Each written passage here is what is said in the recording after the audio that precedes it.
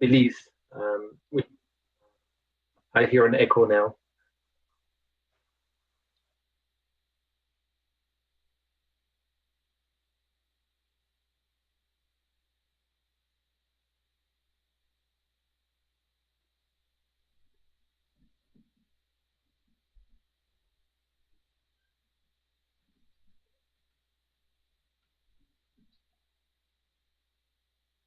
Make sustainable irresistible.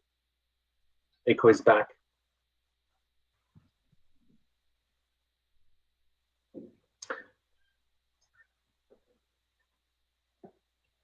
I hear the echo, I think.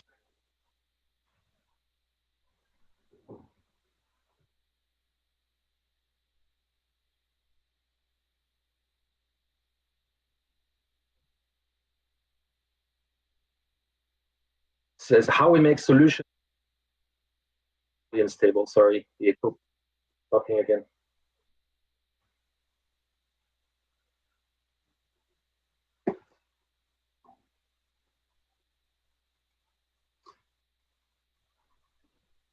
Should I try?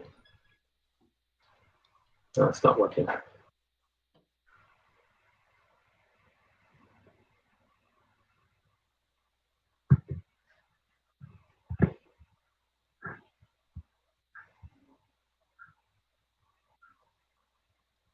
Hello?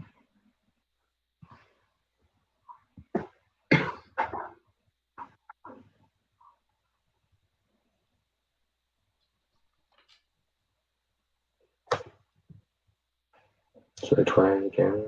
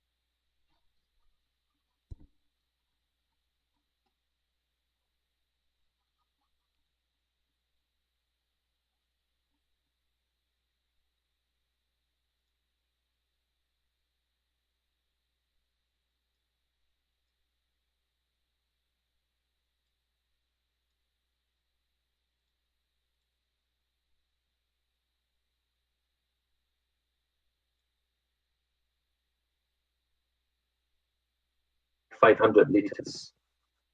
Echo is back.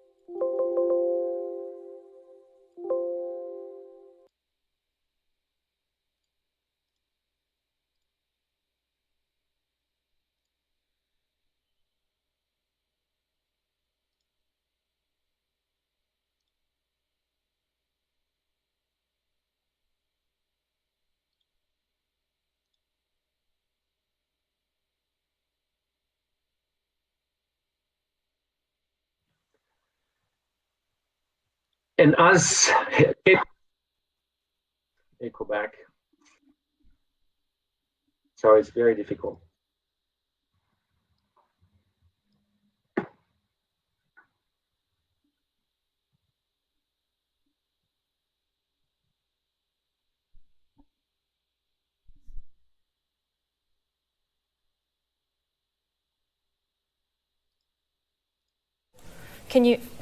Friends, can you hear me? Okay. It's the other window you have. You need to mute the other window that you're presenting right now. I think that's where the echo's coming from. And just like, oh, it's one that way. Sorry, so we don't hear the echo. You could continue if you could push through.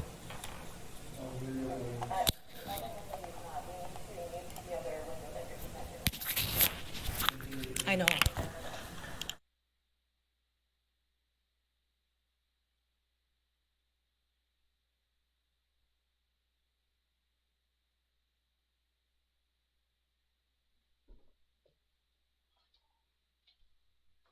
Can you hear me?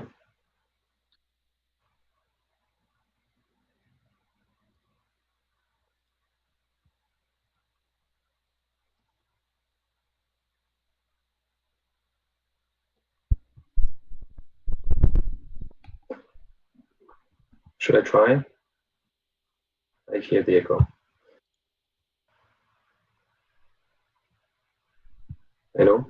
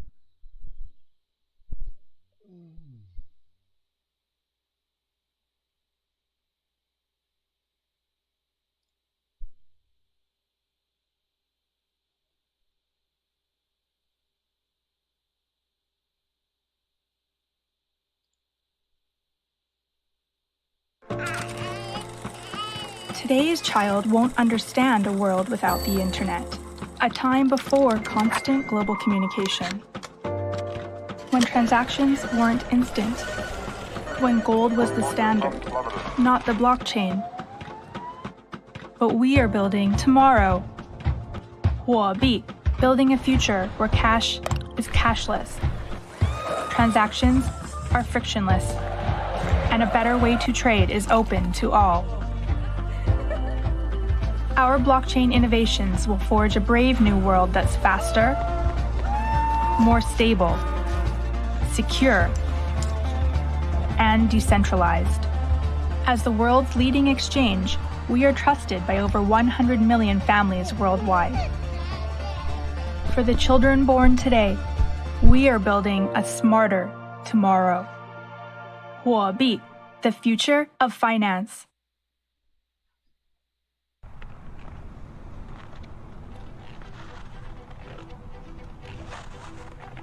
Being outside in the Nordics is a way of life.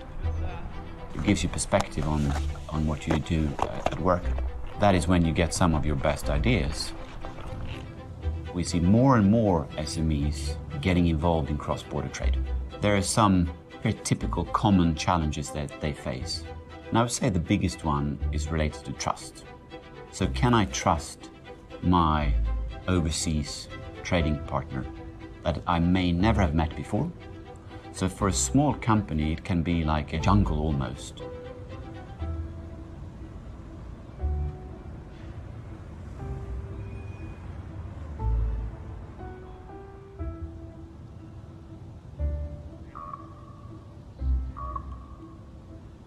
Luottamus on hirveän tärkeää. Meillä pyritään pitkiin suhteisiin sekä toimittajien että asiakkaiden kanssa.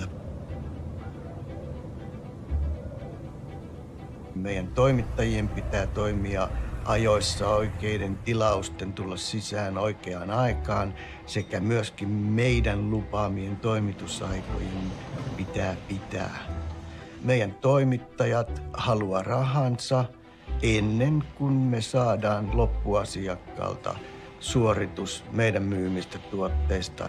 Ja siinä suhteessa me tarvitaan tukea riskin kantamiseen.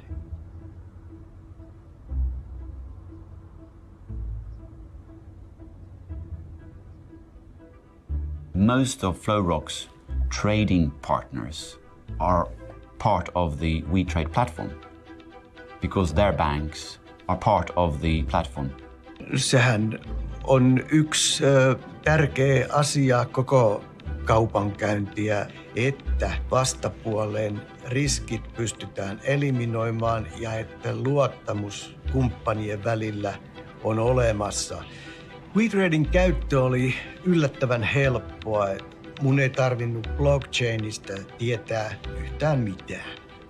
Viime aikoina me on alettu tutkimaan, että pystymmekö hyödyntämään WeTradea meidän pienien edustajien kanssa Etelä-Amerikassa. WeTrade is not only about providing trade finance. It's something much bigger than that. It's actually about enabling trade. IBM has clearly been a really important part of this collaboration, bringing the technology and the knowledge that they have when it comes to cross-border trade. As we bring this out to more banks and more partners, we can foresee transportation companies, the customs authorities, connecting all of these with our customers. We're creating an ecosystem of trust for global trade.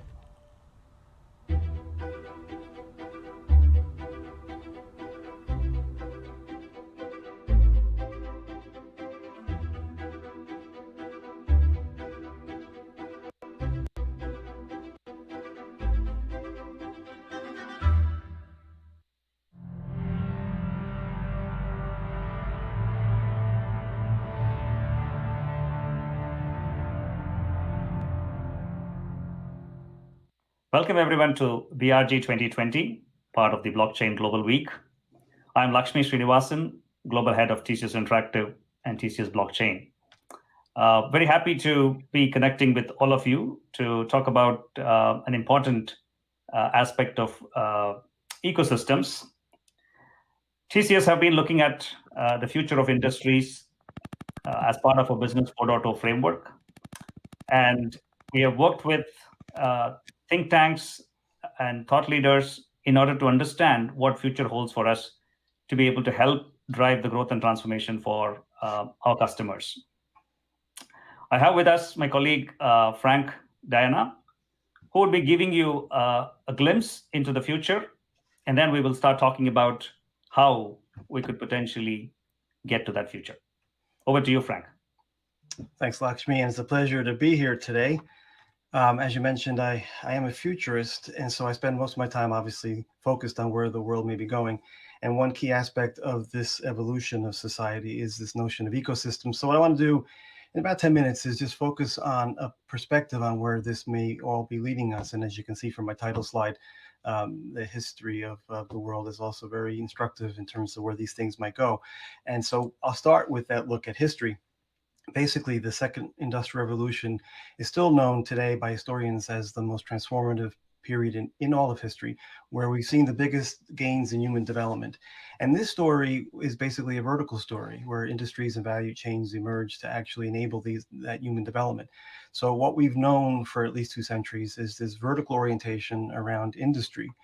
And as time progressed, we realized those advancements in human development through a number of innovations that align very nicely with our areas of well-being.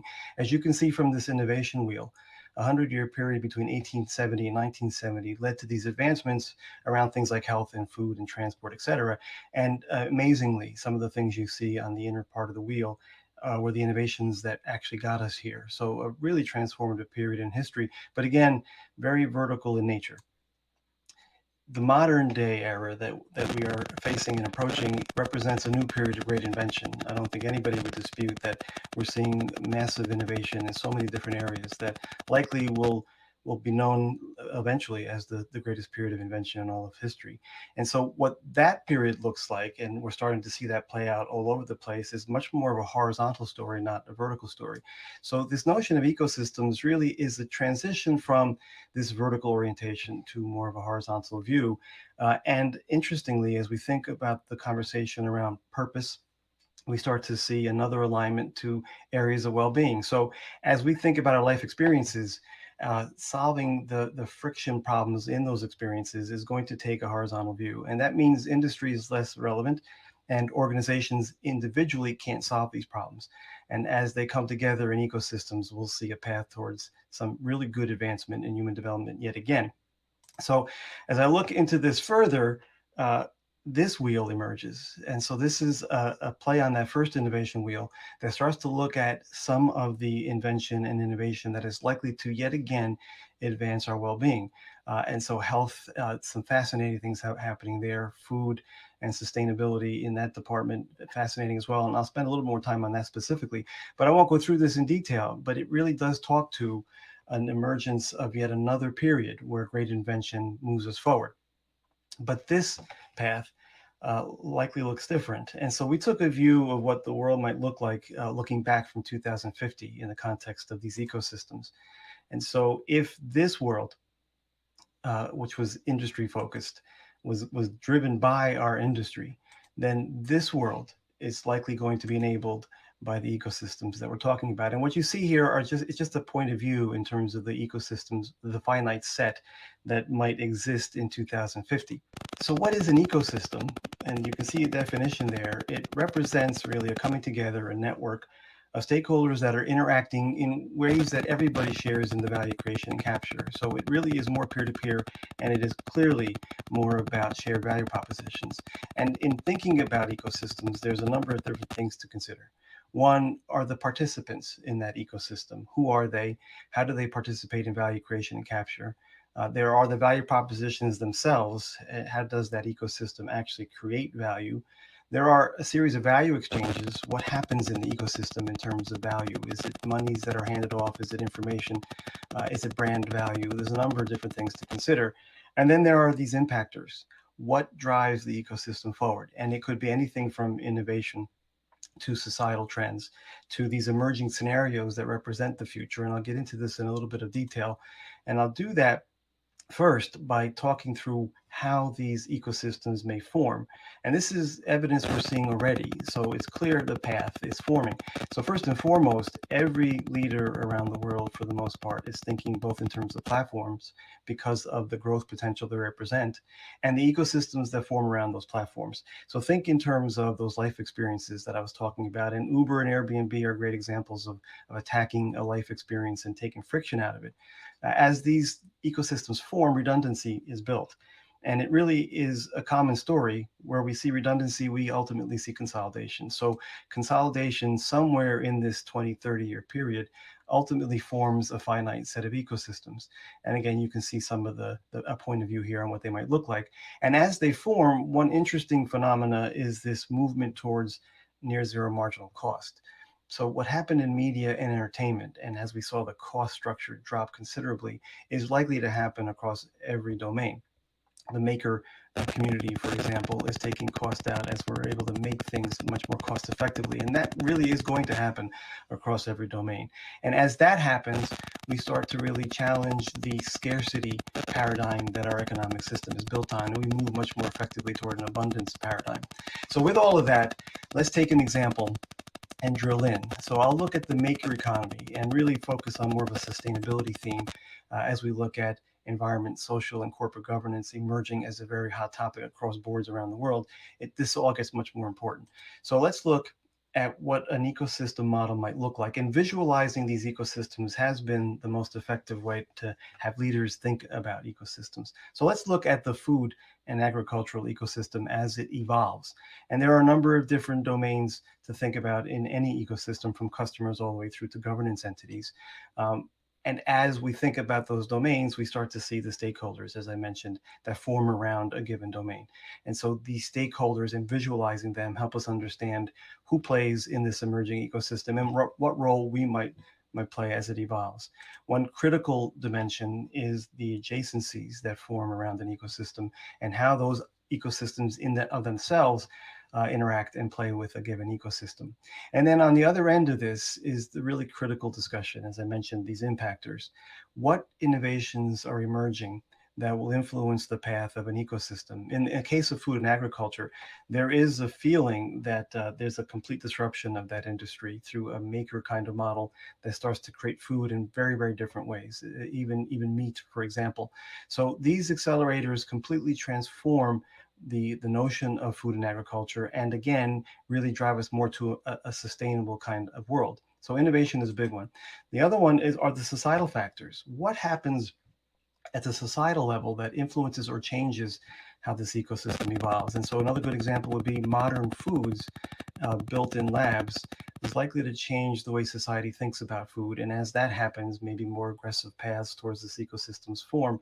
And then last, as futurists, we track a number of scenarios that are emerging that likely transform the world. And I am a big believer that this decade specifically will be known as the most disruptive decade in history.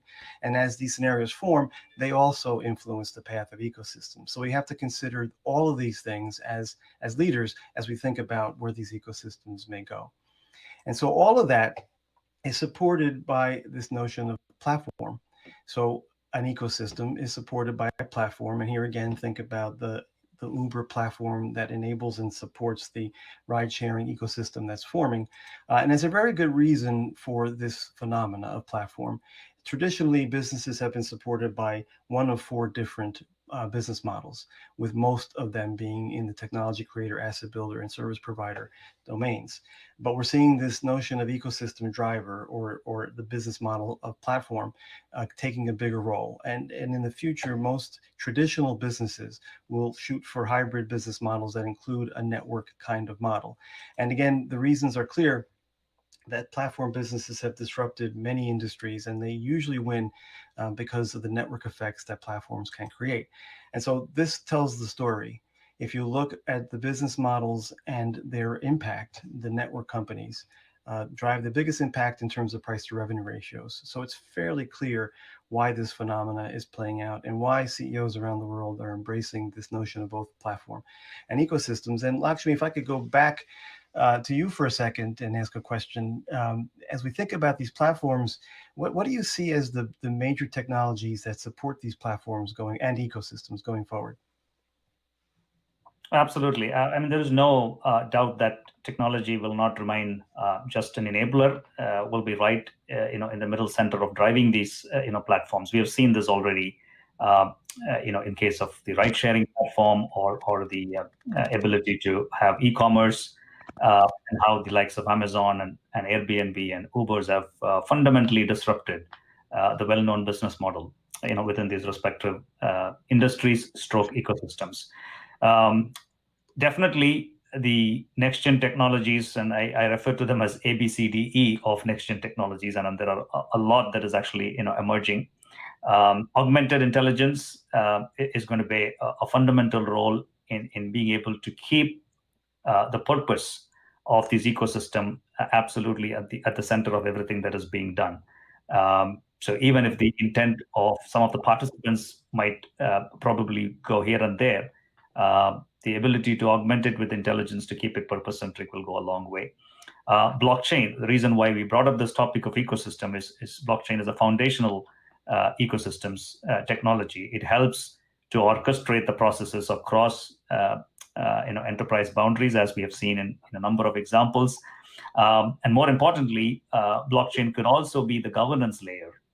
Today, enterprises are governed by the board and are answerable to the market regulators. Right? How are these ecosystems going to be governed? And then if you go to ecosystems of ecosystems, right, coexistence, and some of these are going to be. So whether it is blockchain as a technology as we know it today, or how it actually evolves into a network technology will certainly play a critical role.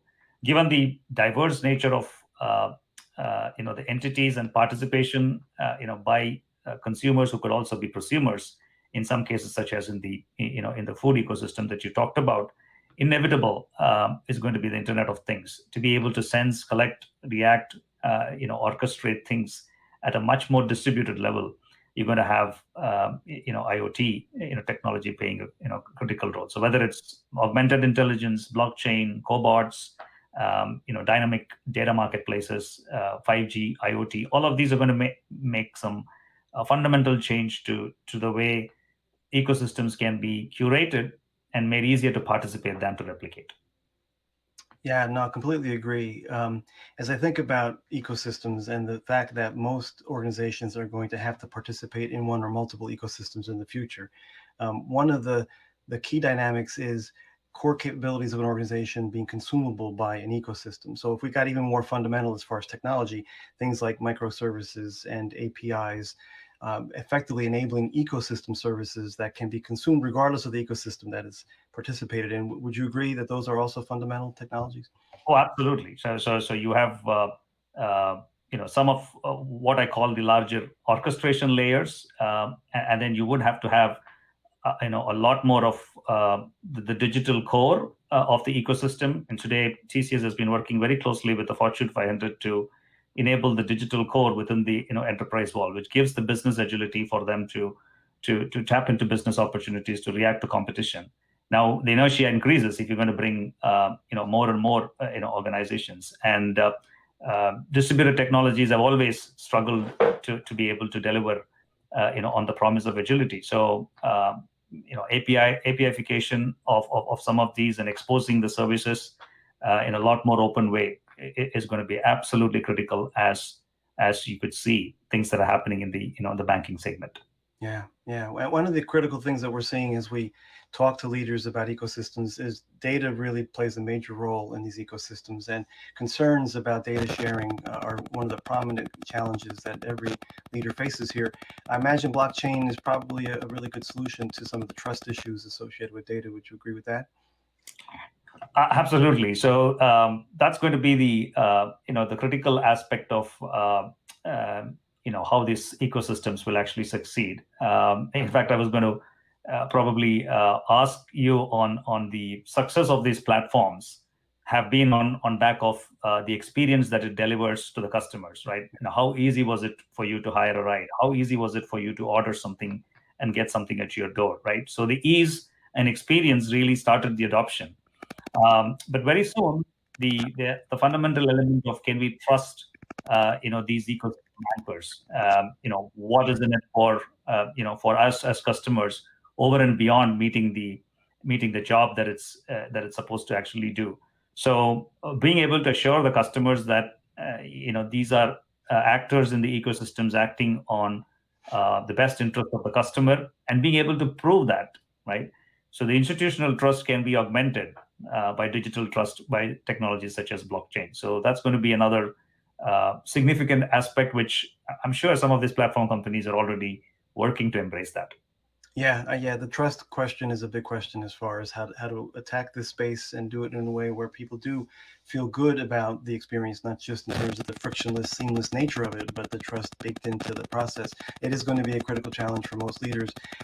Purpose, coming back to that notion of purpose, the purpose-driven mission statements that companies have to embrace starts to get to some of that, because you feel like the profit motive is giving way at least a little to more of a purpose orientation, and the good natured vision of a business supporting the community, not just the shareholder, I think is a step in that direction. But privacy is going to be a concern, and to your points, blockchain really does help a great deal there. So those are my thoughts as far as the future of ecosystems. A good discussion on technology. What else can we talk to? Absolutely. I think some of the experiences, Frank, I'm sure you have been talking to some of the executives, and for those of you who have perhaps listened into an earlier session, we had conducted an extensive survey on how our customers, our prospects, client executives to the senior leadership are looking at ecosystems, and it's a very interesting set of results that have actually come out from the study that we actually did. But I would like to kind of pick your experiences. Very often, a lot of these nested experiences, today are made possible by entities, coming together. So what do we see is going to be a big difference in the way these ecosystems, come together or curated? Do we see more of the same, or is there going to be any tectonic shift in the way the curation happens?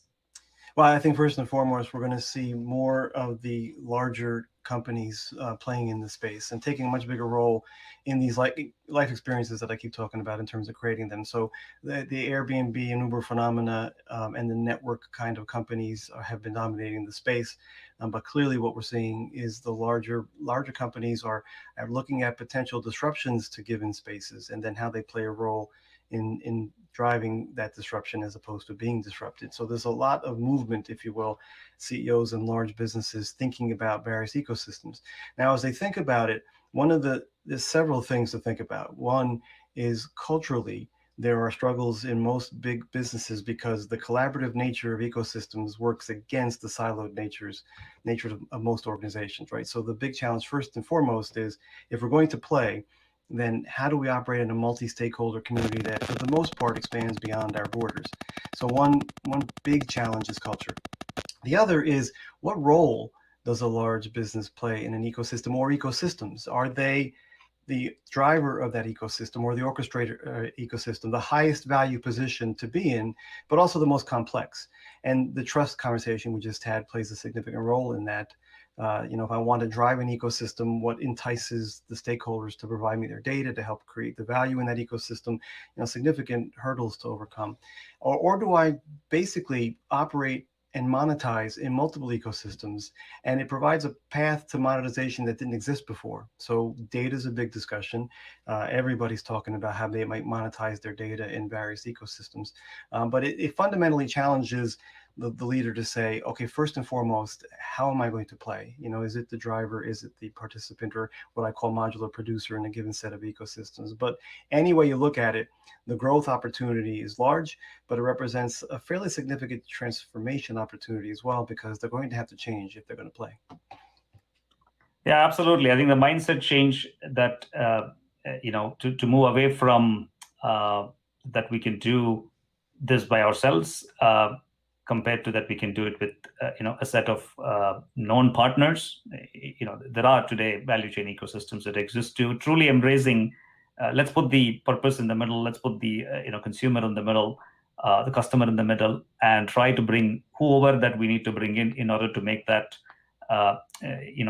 purpose come true, in order to execute the job. Now that to me, that ability to embrace, those models, even if they are, risky to be able to, write up a business case and do it, is what I have seen sometimes executives struggle to put their, bets on.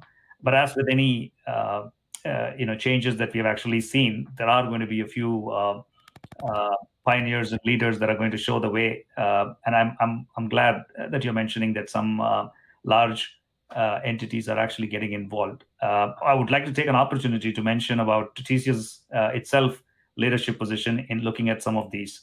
We're working on curating a skills marketplace by working very closely with the educational institutions that provide us the talent pool, and working with some of the accreditation platforms that exist today, from Udemy to multiple that have popped up in India. Interesting was seeing at some of the startups as to how they've actually grown, which creates a great opportunity for people to keep refreshing their skill set, essentially with an idea of creating a talent cloud.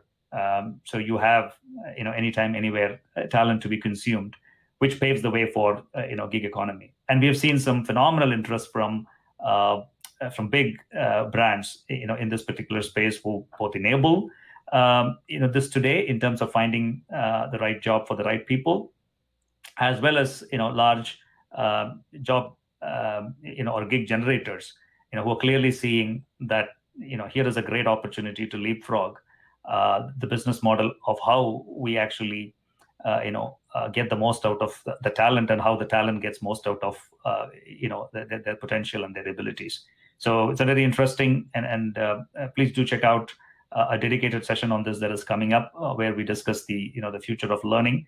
That's one space that TCS is actively driving, given we have to manage about 450,000 people's aspirations and counting. I'm sure you have come across a few ecosystems that TCS could potentially take a lead. Frank, anything that comes up to your attention? Yeah, well, actually, three big ones. Mobility, as you might imagine, is a big one. Everybody is seeing the shift in mobility and how we might travel in the future, and so that travel experience, has many in various different industries that are at least touched by mobility, focused on that ecosystem, where it might go and how they might play. So that's a really big one, and clearly TCS is involved in many of those conversations. The other one that's big and getting bigger because of the pandemic is wellness. Where is the broader wellness ecosystem going? Very complex, as you might imagine, but again, focused on the well-being aspect of purpose and advancement of human development. Wellness will play a major role, and I do think it's one of the most complex to come together because of the challenges of the healthcare system across the world. And then one that might not be as talked about, but again, I think is going to accelerate because of the pandemic, is energy. Where is the energy ecosystem going? As renewables take a bigger role, it's a very distributed, decentralized platform, and that's really a good analogy to the decentralized, distributed nature of ecosystems in the future. So I think that's a great one as well. You mentioned an important one, gig, and if I could just comment on that one, I think it really touches on two critical issues. One is the reskilling of society that has to happen as a result of the automation that we know is coming. And the other is, and again, this pandemic has shined a light on this, freelance and or other ways to get work done is going to be a critical focus area for leaders. And I think an ecosystem like that is really going to play well into that. So those are some of the primary ones I'm seeing. Absolutely. So I think there's going to be enough opportunity for any enterprise, large or small or medium, to certainly take advantage of putting some of their bets, on how enterprises will start to come together as hyper-connected, ecosystems. As you pointed out, it's certainly possible for the different roles for the entities to actually play. Those who have the ability to invest, have the brand positioning, have the ability to get a critical mass to actually adopt, could certainly harness maximum value from these ecosystems by anchoring this or co-anchoring this.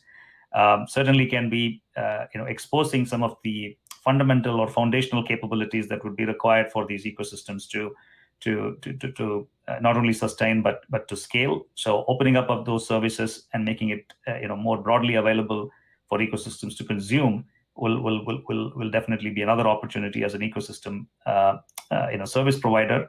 And then there are always going to be opportunities for you or any entities to participate in the ecosystem, and that could mean contributing to some part of the value generation process, or being able to take advantage of the whatever is being generated out of that, and then look to enhance it. So it's going to be an interesting shift as we see. Certainly would love to look at how it looks in 2050. When we start to see some of these, but very, very convinced about the impact that these are going to actually bring in, the business model disruptions that this is actually going to cause, and would appreciate if comments from and views from all of you. I would like to also highlight that this session is going to be available for the next 3 months, for you to refer this to somebody else to check out. So do take the most out of what is going to come up for rest of this week, and hoping to be in touch with all of you very soon. Thank you. Thanks, Frank. Yeah, thank you. Do you remember when your idea was born? With an explosion of energy, it consumed your mind and heart. That was the beginning. Now, that idea is a seed in your hand, and you're looking for a place to plant and grow it so it can bear fruit. That's why Bosagora has built a new project enabling protocol, a garden where people like you have already planted seeds, growing into a large community. At the beginning of every giant tree is an idea, a passion to change the world. Bosagora nurtures that. With our advanced technology, we'll help you with implementation so you can grow your seed without needing to know the blockchain technology. And we reward great ideas with Bosagora's fast blockchain platform and commons budget, which means if you've got a great idea but lack the funding, our community will vote to potentially fund it. Anyone holding BOA, our proprietary cryptocurrency, is eligible to join our community, creating a truly democratic environment. And because Bosagora participants believe in eternal values like democracy, advanced technologies like blockchain, and your idea have an advantage to grow to make the world better for you and for everyone. So bring your seed to Bosagora and make your first step to tomorrow today. Find out more at bosagora.io. We'd like to introduce you to Permian Chain, a blockchain-based platform that brings 10 benefits. It reduces administrative costs. It reduces reliance on brokers. It creates a just-in-time system for oil and gas. It leads to a better understanding of the pressure points. It reduces wastage. It means that there is less opportunity for graft. It adds value earlier in the process. It enhances efficiency and lets project teams focus. It offers a comprehensive solution at the time the sector needs it. It attracts new liquidity to the sector. The platform enables E&P companies to catalog, manage, and create value from proven oil and gas reserves. It also offers data mining companies access to efficient natural gas power generation so that they can maintain profitable operations. In short, Permian Chain helps drive innovation, increase efficiency, and potentially bring down project costs. Sounds interesting, right? If you would like to learn more, visit our website at www.permianchain.com. Simply click on Register Your Interest, fill out the form, and a representative will contact you.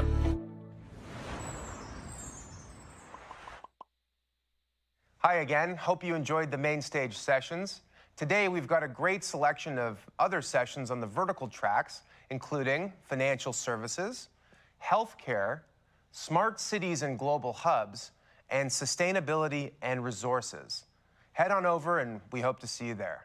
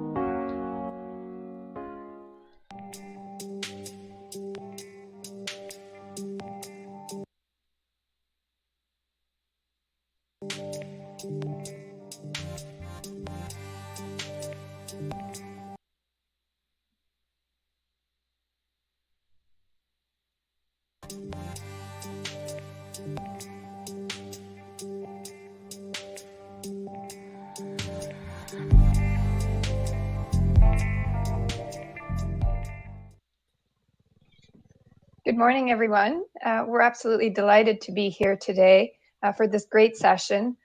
Delighted to be speaking today with Prema Srikrishna from the World Bank Group and hearing her insight from some of the work that she's been doing throughout her career. And Prema, maybe turning it to you, your background's really fascinating. And I thought it'd be great if you kind of walk us through your journey, how you got to where you are now and what you've been working on. Thank you so much, Anna. Like Anna said, I am very excited to be a part of this session. I'm very grateful to all the sponsors for actually putting together a show. I know this has been long overdue.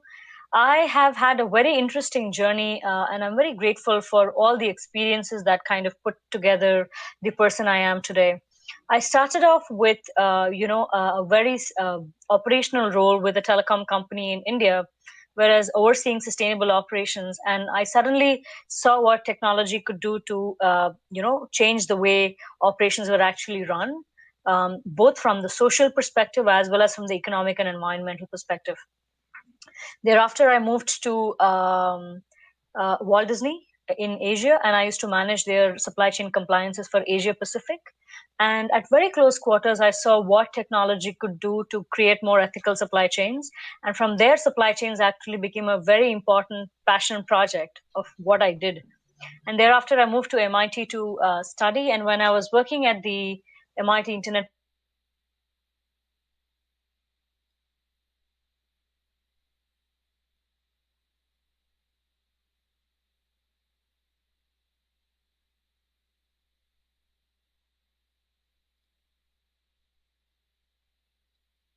opportunity to put all of my industry and technology passions into a very fruitful career at the World Bank Technology and Innovation Lab, where I currently work. I think the ability to be at the intersection of business, technology, and sustainability and understand a completely new facet to what you could do by pulling all of these three aspects together is something that drives me even now. And I'm very, very excited to see what the future, which is with a fair amount of technology and human intervention, can actually bring about. Wonderful. So, you've had a very broad set of experiences, and I think that that really filters into some of your work. And some of the work I wanted to talk about a little more is some of the work you've done with Moog. And you've written a very insightful paper in that aspect, and it really talks about some of your work on additive manufacturing. But first, maybe let's talk about this case that you worked on with Moog. If you give a bit of background for those who aren't familiar with it, I think that'd be great to hear. Absolutely. So Moog is an aircraft precision part manufacturer based in New York, and they operate in an extremely regulated environment, which is basically the defense segment. Their clients are the US Department of Defense, Lockheed Martin, Boeing, and because of this industry, any inefficiencies or counterfeits in their products can actually delay missions, compromise lives, and also endanger the entire mission. It's not just this. Because of the nature of the industry that they're in, the time taken to actually, develop these vendor relationships, maintain, millions of items of inventory, ensure stock is always available, ensure it's not outdated. So the entire lead time of setting this inventory supply chain up was actually very large. So the research that we did for a proof of concept that Moog was actually working about at that point in time was to understand what blockchain could do, along with additive manufacturing, to preserve their intellectual property, as well as create certain leeways around creating more flexible supply chains, probably closer to where their base was, tackle with the issue of counterfeits, and try to understand how, if there is an opportunity to change the economic workings of what that industry was actually about. The team that we worked with, we researched with back then, is actually set out to have their own startup. They're called Veritex. And Jim Reganoff from Veritex is actually speaking tomorrow. They have 27 new ecosystem partners, and they're exploring Algorand blockchain to actually transform aerospace supply chains. Wonderful. You've used the term additive, I struggle with that word, additive manufacturing. And for those of us who aren't familiar with the term, maybe if you can explain that a little more and break it down. Absolutely. So Just to give you an example, I think additive manufacturing is another of those industries which are going to come about and have a much more robust future because of the ability to move from a very analog world to a very digital world. Now, 3D printing is also a transformative approach that enables the creation of lighter, stronger parts and systems. Now, this industry has actually been on the growth path for over a decade.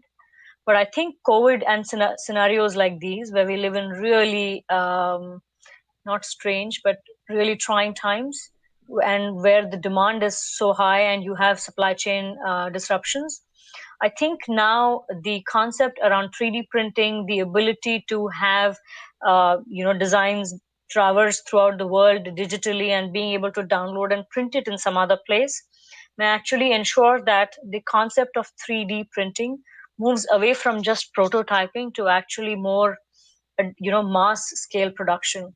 I think right now, if I remember reading the statistic right, globally it's only 1% of manufacturing that's on 3D printing or additive printing.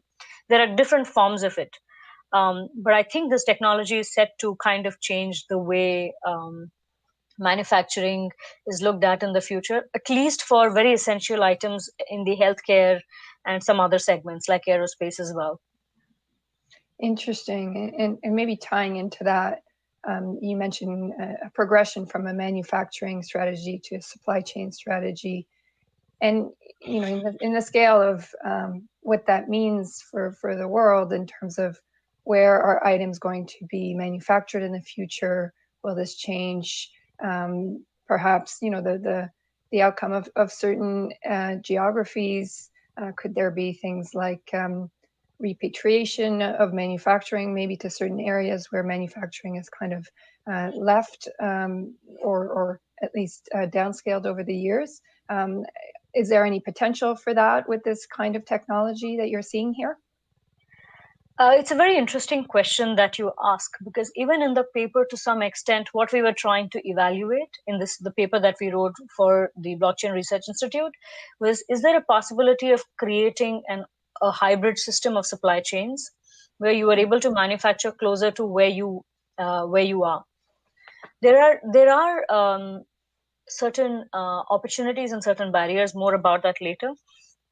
But I think this whole concept of moving away from, so if you take the pandemic time, right now in the entire healthcare sector, there is a dire need for medical equipment, for parts, for different items that we are in need of. But because of global supply chain issues, trade wars, every country having their own needs and they have to cater to their own needs first. So because of the situations like these, we would need to diversify our thinking around what manufacturing strategies look like. So one of these options is to move from what we call a supply chain to a demand chain. And what enables this demand chain is the advent of actually technologies like 3D printing, blockchain, IoT, AI. Now, what is going to happen is this confluence of technologies is dramatically going to help reshape the world of manufacturing.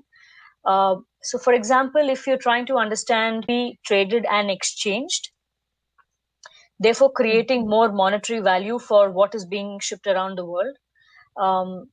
And I think intellectual property revenue loss is like a big deal for a lot of the firms that we look at in the mass manufacturing world. So the ability to control that will change. We also have an enabling platform, which is a highly fluid global system, where new systems of exchanging value actually emerge. We also can look at concepts around data collateralization and asset-based lending.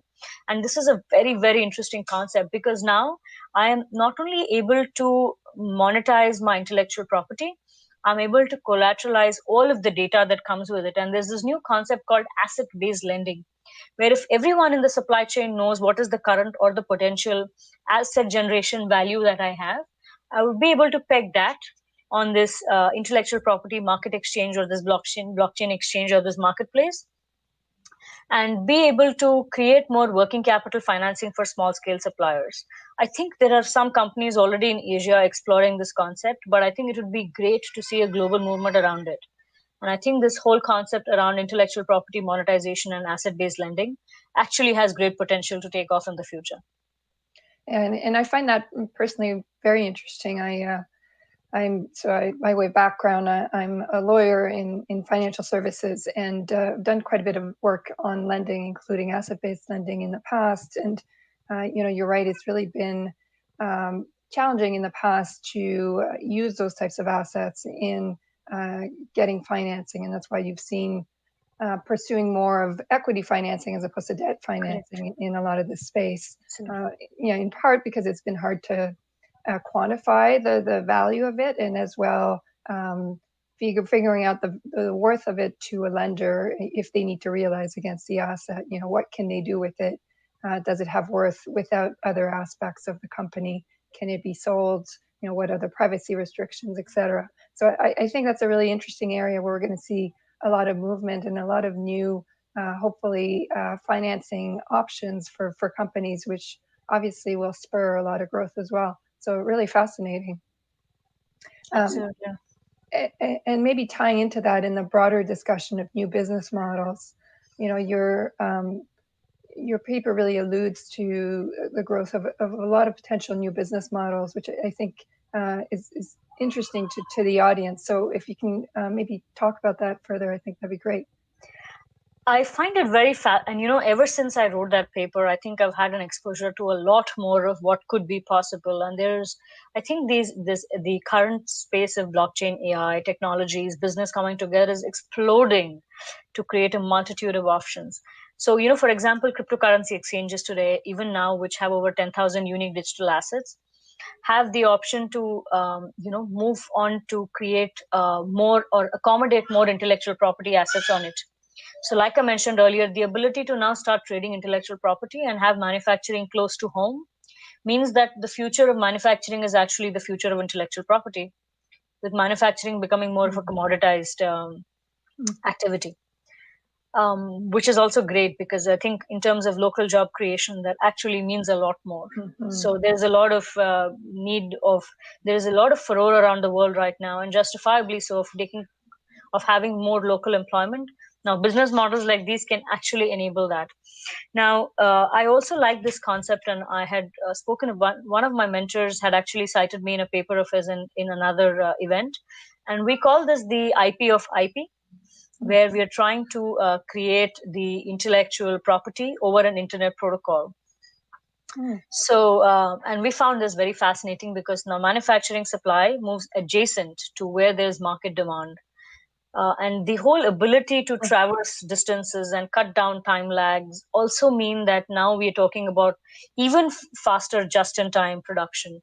Now, and what aids all of this is the fact that now blockchain can act as a market, an efficient collecting society, where monetization event, even if it occurs long after the IP was actually dispatched, there is still a continued revenue generation happening. So the whole, the need for audits and tracing and account reconciliations and audit trails and all of those actually are kind of narrowed down to a very quick technological code, if I may use the word.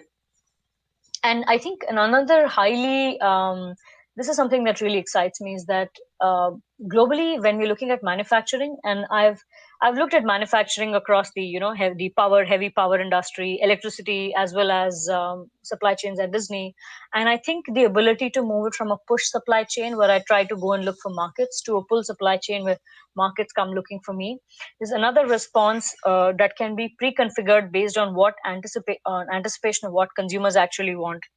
And I think the role of technology in all this, and very specifically, I also speak of blockchain, is to break up long value chains into shorter ones, with financial exchanges acting as bridges between them. This also reduces the market search costs, creates better pricing mechanisms, and also ensures greater liquidity in the markets. And I think greater liquidity is something that is the need of the hour in as we speak, because right now, everywhere, I think this is a big log jam that people are trying to understand where do you actually start interventions. And if with more adoption and openness to technology as we see today, possibly, the next eventuality of a global event would possibly have a better response systems than what we are actually seeing right now. Interesting.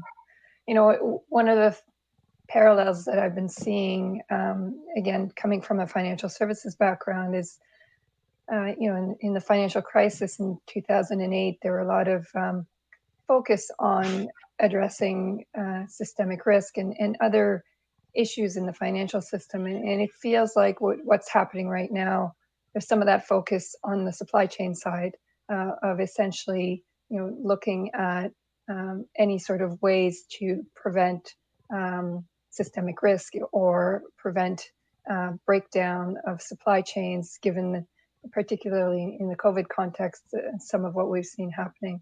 So it's really interesting to see those parallels in terms of what's happening right now. Absolutely, I couldn't agree more with you.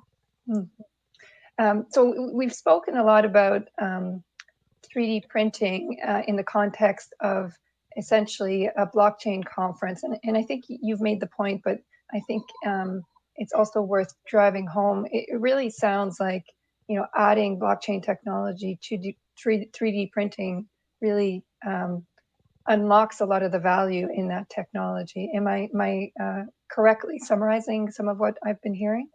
I think blockchain technology as a platform adds a lot of value to manufacturing per se. I think 3D printing is also maybe an additional value component that you can add on a lot of this. But the ability to, like I mentioned earlier, there could be certain barriers that we still are yet to wrap our heads around. How does intellectual property monetization, if it happens offshore, what does it actually mean for taxation, revenues? How do you control it? Has it been done before? Where do you start with these small pilots and explore the growth of manufacturing? If you're going to move into a generic adoption of 3D printing, then if you're going to control the intellectual property, how do you look at material standardization when it's happening offshore? So there are a lot of these smaller but very important nuances that have to be fixed. But I think that being said, this is an opportunity that is absolutely worth exploring. And as we speak, I think there are many businesses who are trying to understand what they could do around this, at least in the consumer space to a great extent. Right. And healthcare as well. Yes. And, maybe transitioning to your current focus on sustainable development, where do you see the potential for blockchain there? Oh, excellent. Great question. Actually, before we go on to answering that, what does technology and blockchain in particular mean for sustainable development goals?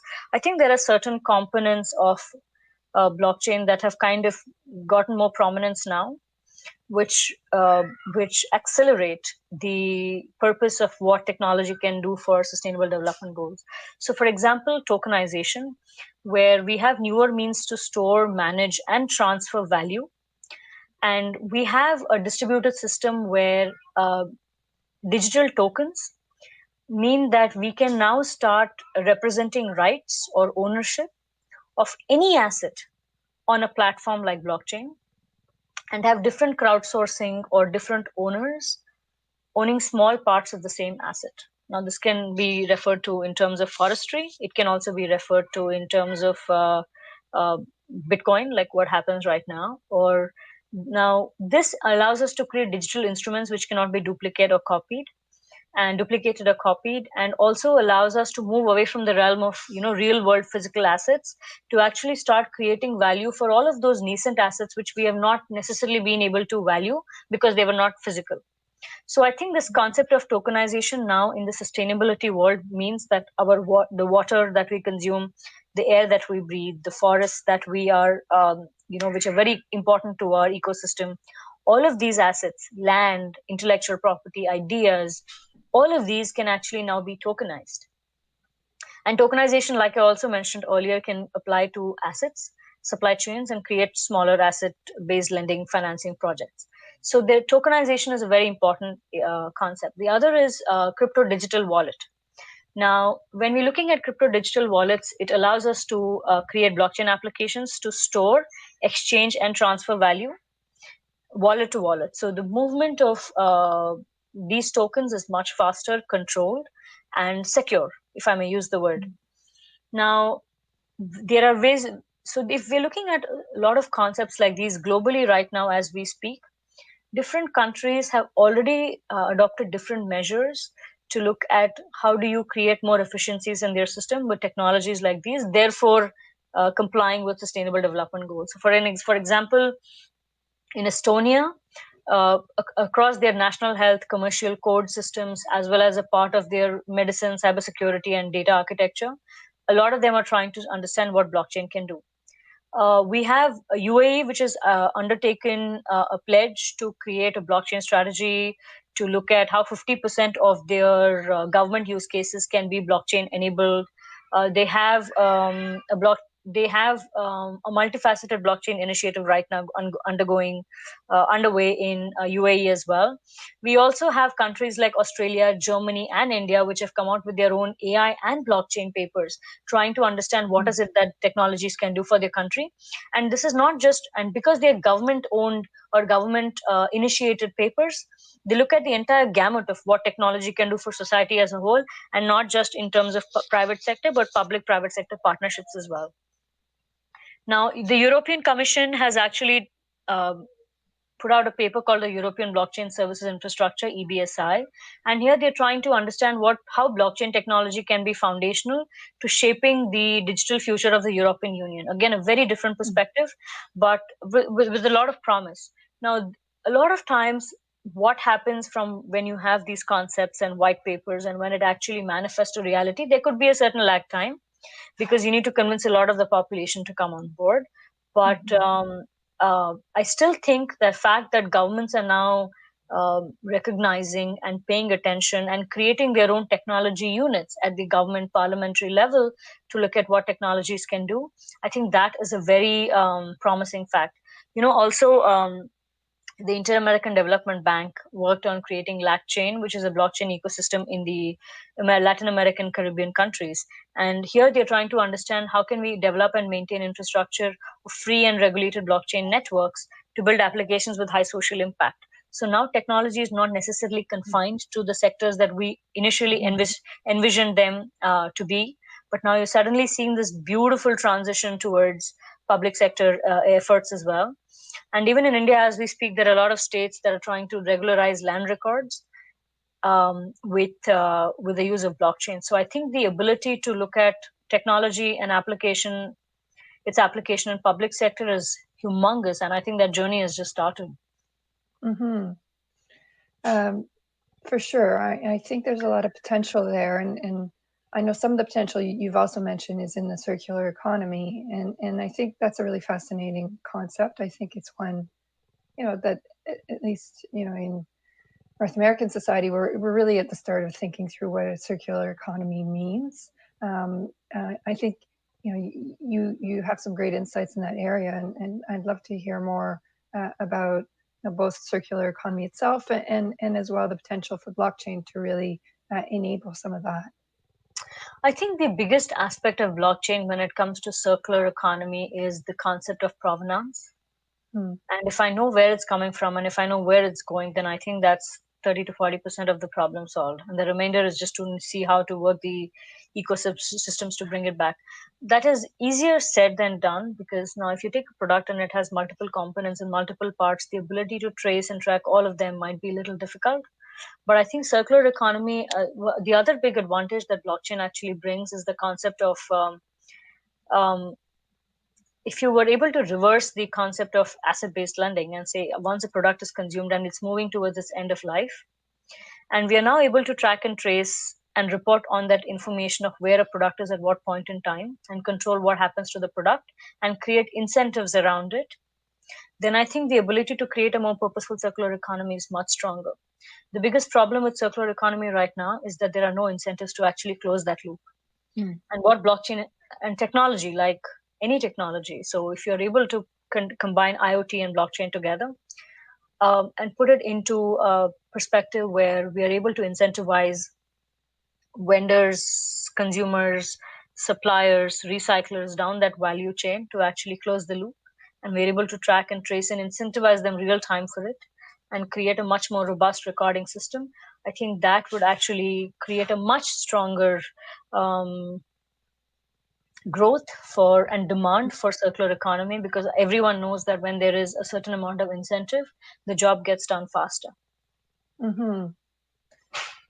Agreed. I think incentives are key in this area. I think the availability of a token as well really helps on the circular economy front. And I think I have one example, which is a Toronto essentially bartering site called Buns, and they have a token, and it's much easier to barter with somebody when there's a token that you can use if they don't have the specific thing that you want, but a third person on the platform does.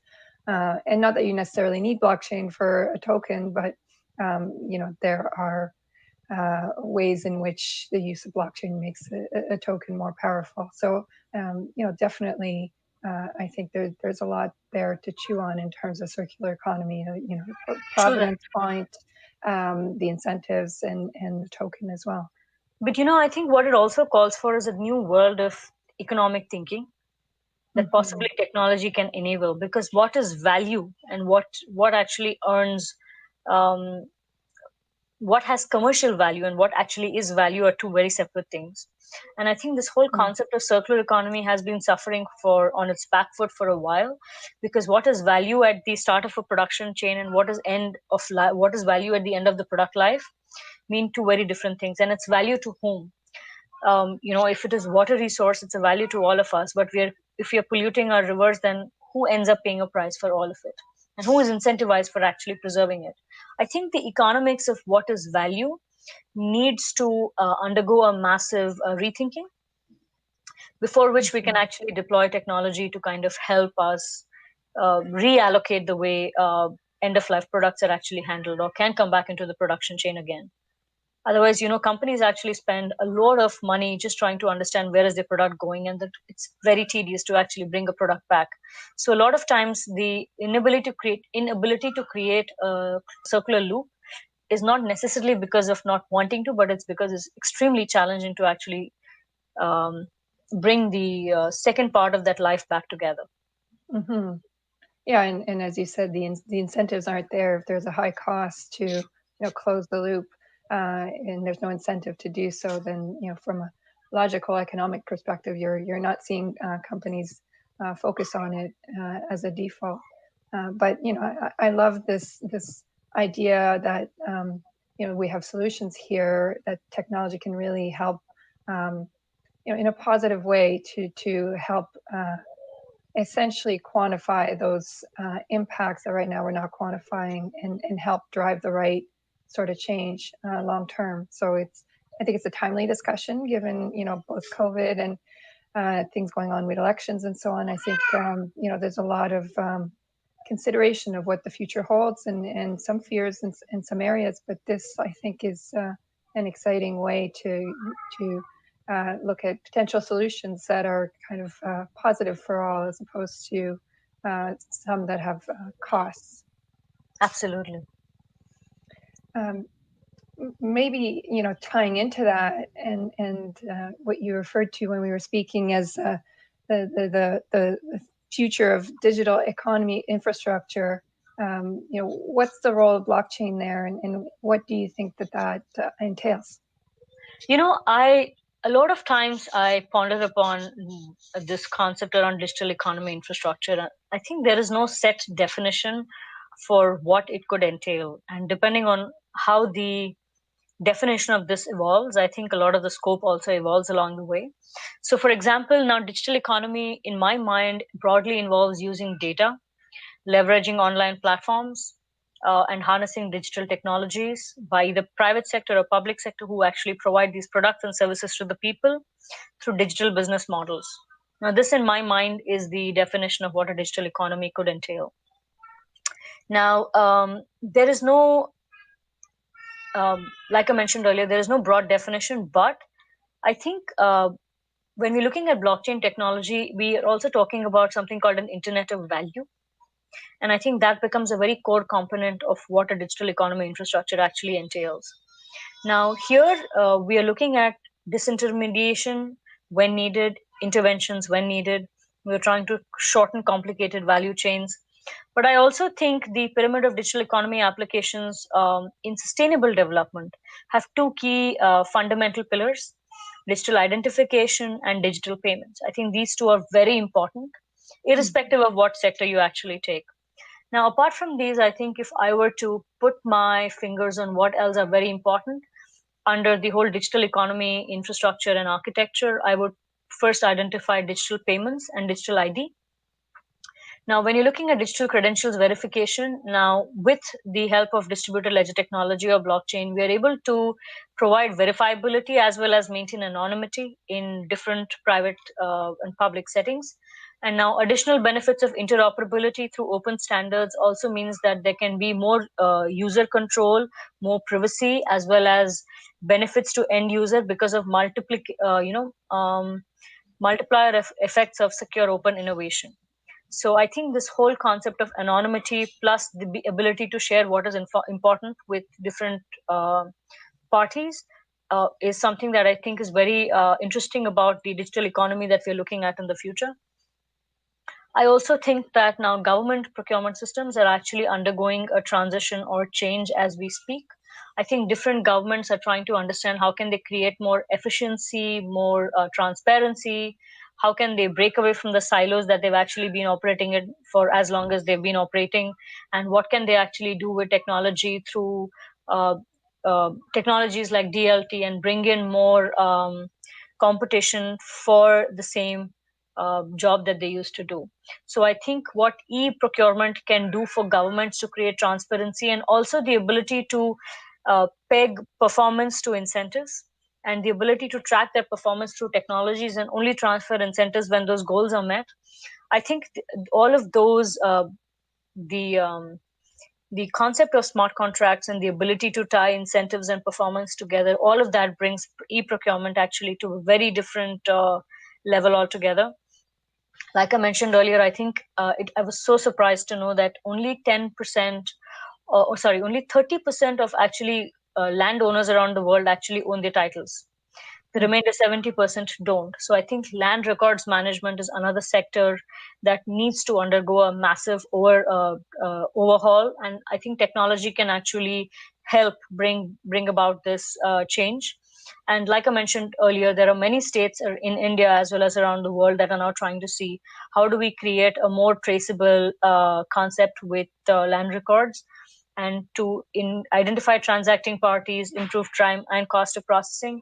Then supply chain provenance is a very important part that I see of digital economy as well, because supply chains are very critical to the world that we live in today. And the lack of visibility of global supply chains and movement of inventories is a big problem. So I think what digital economy infrastructure can do to aid supply chain provenance, enable smart contracts, have transactions and revenues generated far more quickly, eliminate the need for a third-party dependency. All of these things become very important. And the last but the most important is also digital payments. And with I think with technology coming into the fray, the adoption of digital wallets, the concept of understanding what digital money can do, the ability to have a faster and cheaper payment system, reduced value of transmitting money from one country to another, new designs of digital currencies, what central bank digital currencies are doing. The entire gamut of payments is actually exploding with such innovative designs right now that I think the whole concept of digital payments is actually going to create a much more promising opportunity and create a more robust digital economy infrastructure in the future. Interesting. I mean, there's so many thoughts in there to pick up on, but maybe that point on transparency and kind of going back to the point I'd raised earlier, that parallel between reforms coming out of the financial crisis and what's happening with supply chain now. And a lot of those reforms post 2008 were really about transparency and the fact that there were financial instruments that people had little visibility into that actually were interconnected with a lot of others and thereby created risk. And so there was a big driver towards additional transparency. And it sounds like here, this is really a technology solution seeking to achieve the same aim. And when we're focused on provenance, we're really focused on transparency and achieving greater transparency, which builds kind of a stronger, more resilient system. So it's interesting, seeing the parallel of what's happened as a result of regulatory change in one industry, and here is really more driven by technological change and probably kind of pragmatic incentives as well. So, it's an issue, or not an issue, it's a parallel I've been kind of thinking about, and it's great. We're having this conversation in real time, and you're kind of, setting off light bulbs in my head. So, that's always great to have those kinds of discussions. Yeah, I absolutely think that, when we look at the world around us, I think what technology has done in times like COVID to, I remember looking at one of these CTO surveys that technology adoption has what people would actually do in 5 years, or what people would contemplate to do in 5 years, is actually happening real time now. Because now technology is enabling that last mile coverage at speeds that were never thought about. And it's like a combination of this suite of technologies. It's blockchain, it's AI, it's IoT, it's edge computing, it's all of these emerging, fascinating, quick-paced technologies that, layer upon layer upon layer. And when you actually build the whole stack together, what it can do for people, what it can do for countries, economies, supply chains, health, just phenomenal. Just phenomenal. Interesting. So what are the challenges you're seeing to that? We've talked a lot about the potential, but you also just mentioned, that 5-year lag, and the fact that people are working on things currently that we'll see, a number of years from now. Why do you think that is? I would ascribe that delay to maybe a couple of very key issues that I would count as my personal opinion, and I don't ascribe this to any firm, but I think one is the mismatch, or the kind of lag time behind regulatory policies catching up with what technology needs, and very justifiably so. I think regulations kind of need to look at public safety at large, and a lot of times they ask the right kind of questions, and technology is always 10 steps ahead, and then they need to come back and answer these questions. So I think the mismatch between regulatory and technology, the speed at which technology moves, so I think there's a certain mismatch there. Then I think interoperability between legacy systems and new technologies, and the ability to maneuver that very in the most cost-effective manner. I think that's another challenge that a lot of organizations face. And I say this because if you're investing heavily in legacy systems, and now you also have to invest a lot in new technologies, and both of these may not necessarily talk to each other right now, how do you quickly, that quick jump or that leapfrogging takes a huge leap of faith. And I'm not sure if a lot of these technologies have necessarily reached that maturity for organizations to jump that quickly. I think the other option is also, in any organization, I think there's a psychological distance that you kind of need to cover to convince people that this could also be another way of doing things.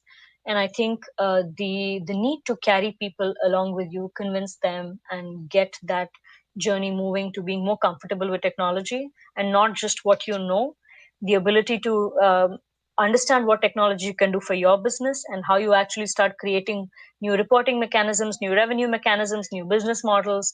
I think the entire ability to retrain your skill with what technology can do for you, I think that's also a very important journey that kind of needs to be taken up at war footing, if I may use the word, to ensure that organizations can start taking that journey forward. Because I think technology is here to stay. I think different technologies will come. We'd have different jargons every time. But I think more importantly, what needs to change is the flexibility and the keenness to go out there and see what it can do, rather than, dissing it away as something that is not going to hit me at all. And I think history has shown us that organizations or people who have kind of, walked away from that, saying, oh, it can never happen to us, have actually been hit faster than the others. So it's very important that there is also a change in mindset of how individuals and we take responsibility of learning more about what technology can do, because it's going to come into our lives. It's already here. And I think we need to be in control of the situation. So I think that's also another issue that we kind of face. And then, of course, it's the economic models as well. A lot of these economic models are very nascent, yet to be proven. And for large organizations, you can kind of set it out at a small incubation wing and then see it grow. So I think a lot of these different aspects of regulatory, people, psychology, no business models, no revenues yet. So a lot of these different confluences kind of come together and act as an impediment. And I think that sometimes it's good, because if everything were to happen the way it was, I think Dalai Lama actually says this very well. He's like, sometimes you should be grateful that not everything you want for happens. Right. So I'm guessing you've been dealing with these challenges throughout your career, and in various forms, given the type of work that you do. Any kind of learnings from that you think would be good to share? Very interesting question that you ask, and I'm trying to quickly jog my memory across different organizations I've been a part of, and trying to kind of succinctly pull out all of those lessons. So let's see. I think first, at least from, and I'm going back to my career, and I'm saying in the past 10, 15 years or so, what I have learned for sure is technology that reaches the last mile has a greater potential of adoption.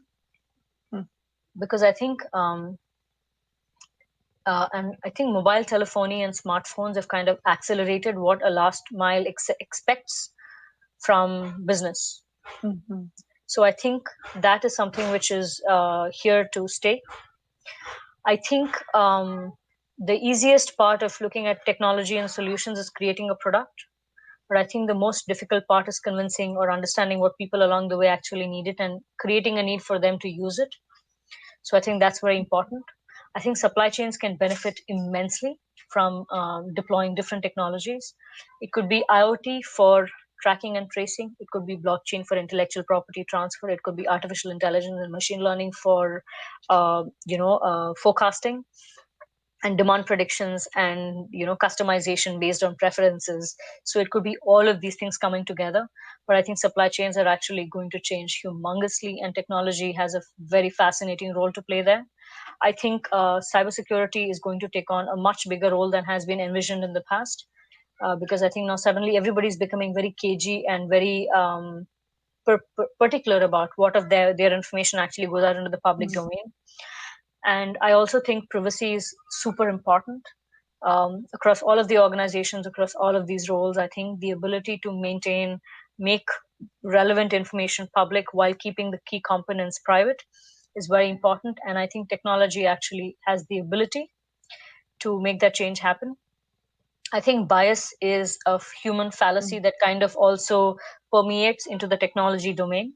Because if I create a program, my bias gets translated. It's like a DNA transfer. So we kind of need to step back and have a very conscious look at how biases are created in this world, especially when it comes to sustainable development goals and social products. And we kind of need to see if what we are selling is going to actually be good for them in the long run. And these are some of the real high-level takeaways of how I see technology into different sectors, and what I have seen as very important lessons along the way. Interesting.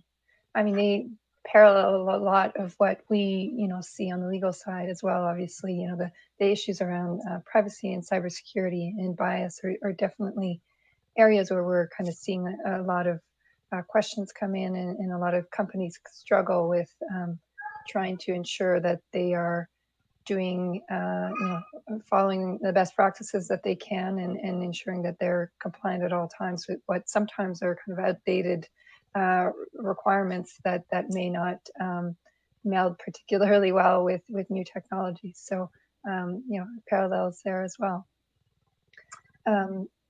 This is a bit of an unfair question, but in terms of the future and what it holds, any thoughts there that you'd like to share? I know that you don't have a crystal ball, and it's always difficult to know. But it sounds like you've definitely got you've got visibility into a lot of really interesting areas, and you've certainly spent a lot of time thinking deeply about them. So it's always interesting to hear perspectives like that in terms of future paths. So. Again, I know it's a bit unfair, so feel free to respond as you like, but would love to hear any thoughts you'd like to offer.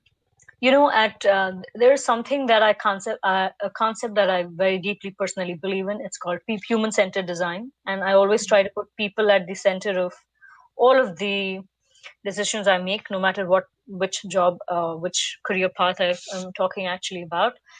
And if I look at human-centered design, I think in the future, the need for technology, the demand for products, the demand for services is going to be as much a bottoms up movement as it is a top down movement. I say this because now information is at people's fingertips, literally. And I think the lack of formal literacy is kind of being made up by the avalanche of information that people have, and the kind of social discussion forums at different levels that people are a part of. And I'm not talking about any particular social media network. I'm just saying people are now recipients of a large tract of information that they're trying to make sense of. And I think a lot of times in the past, business models, government processes, people, ideas were a lot of top-down approaches. But I think that there is going to be a very beautiful cohesion. And if I may say, it's going to be a fair amount of pushback and pull on of ideas and exchanges and policies that are going to be citizen-led as much as it's going to be government initiated or private sector initiated, which means that now more than ever, society at large are going to be very important stakeholders for us to tap into when we're trying to create whatever we are creating with technology. And without their consent and without giving them clarity on what is happening to them, the information that we are collecting from them, how they are going to benefit from it, it's going to be very difficult to move forward. And, in the past, a lot of times we were not able to envisage what the impact of what we were going to do, because we never knew who that last consumer was. But now everyone is barely, nanoseconds away. Everyone has an opinion, and everyone has the ability to accept or reject or judge what we are creating very quickly. They may not understand the technology behind it, but everyone is always going to be interested in what's in it for me, or how does it impact me. And I think unless we are able to create that human-centered thinking, no matter what the technology we're talking about, it's going to be very difficult to survive in the future. At least that's how I think. That's something that I kind of hold very dear. Yes, yeah, no, that's I love that concept of human-centered design that you're talking about. Are there kind of fundamental principles that you think would underlie that type of design?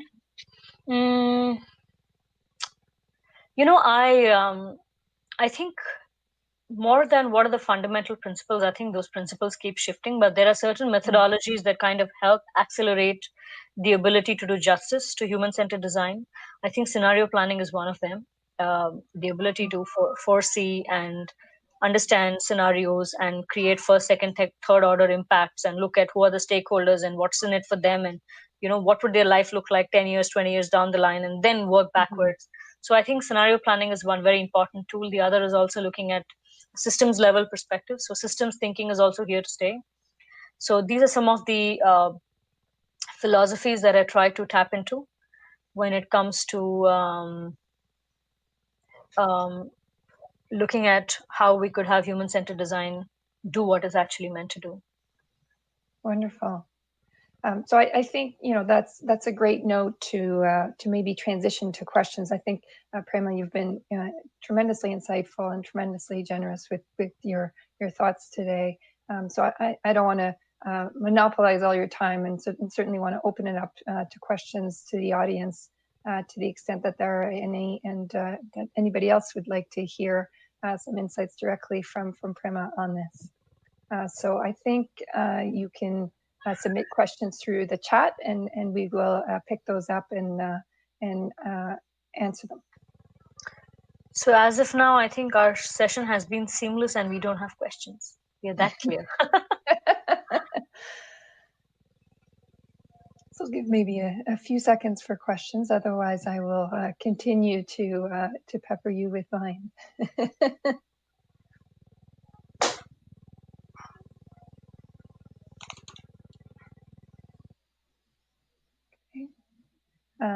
So maybe I'll continue asking you questions, Prema. You've talked a bit about the sustainable development aspect.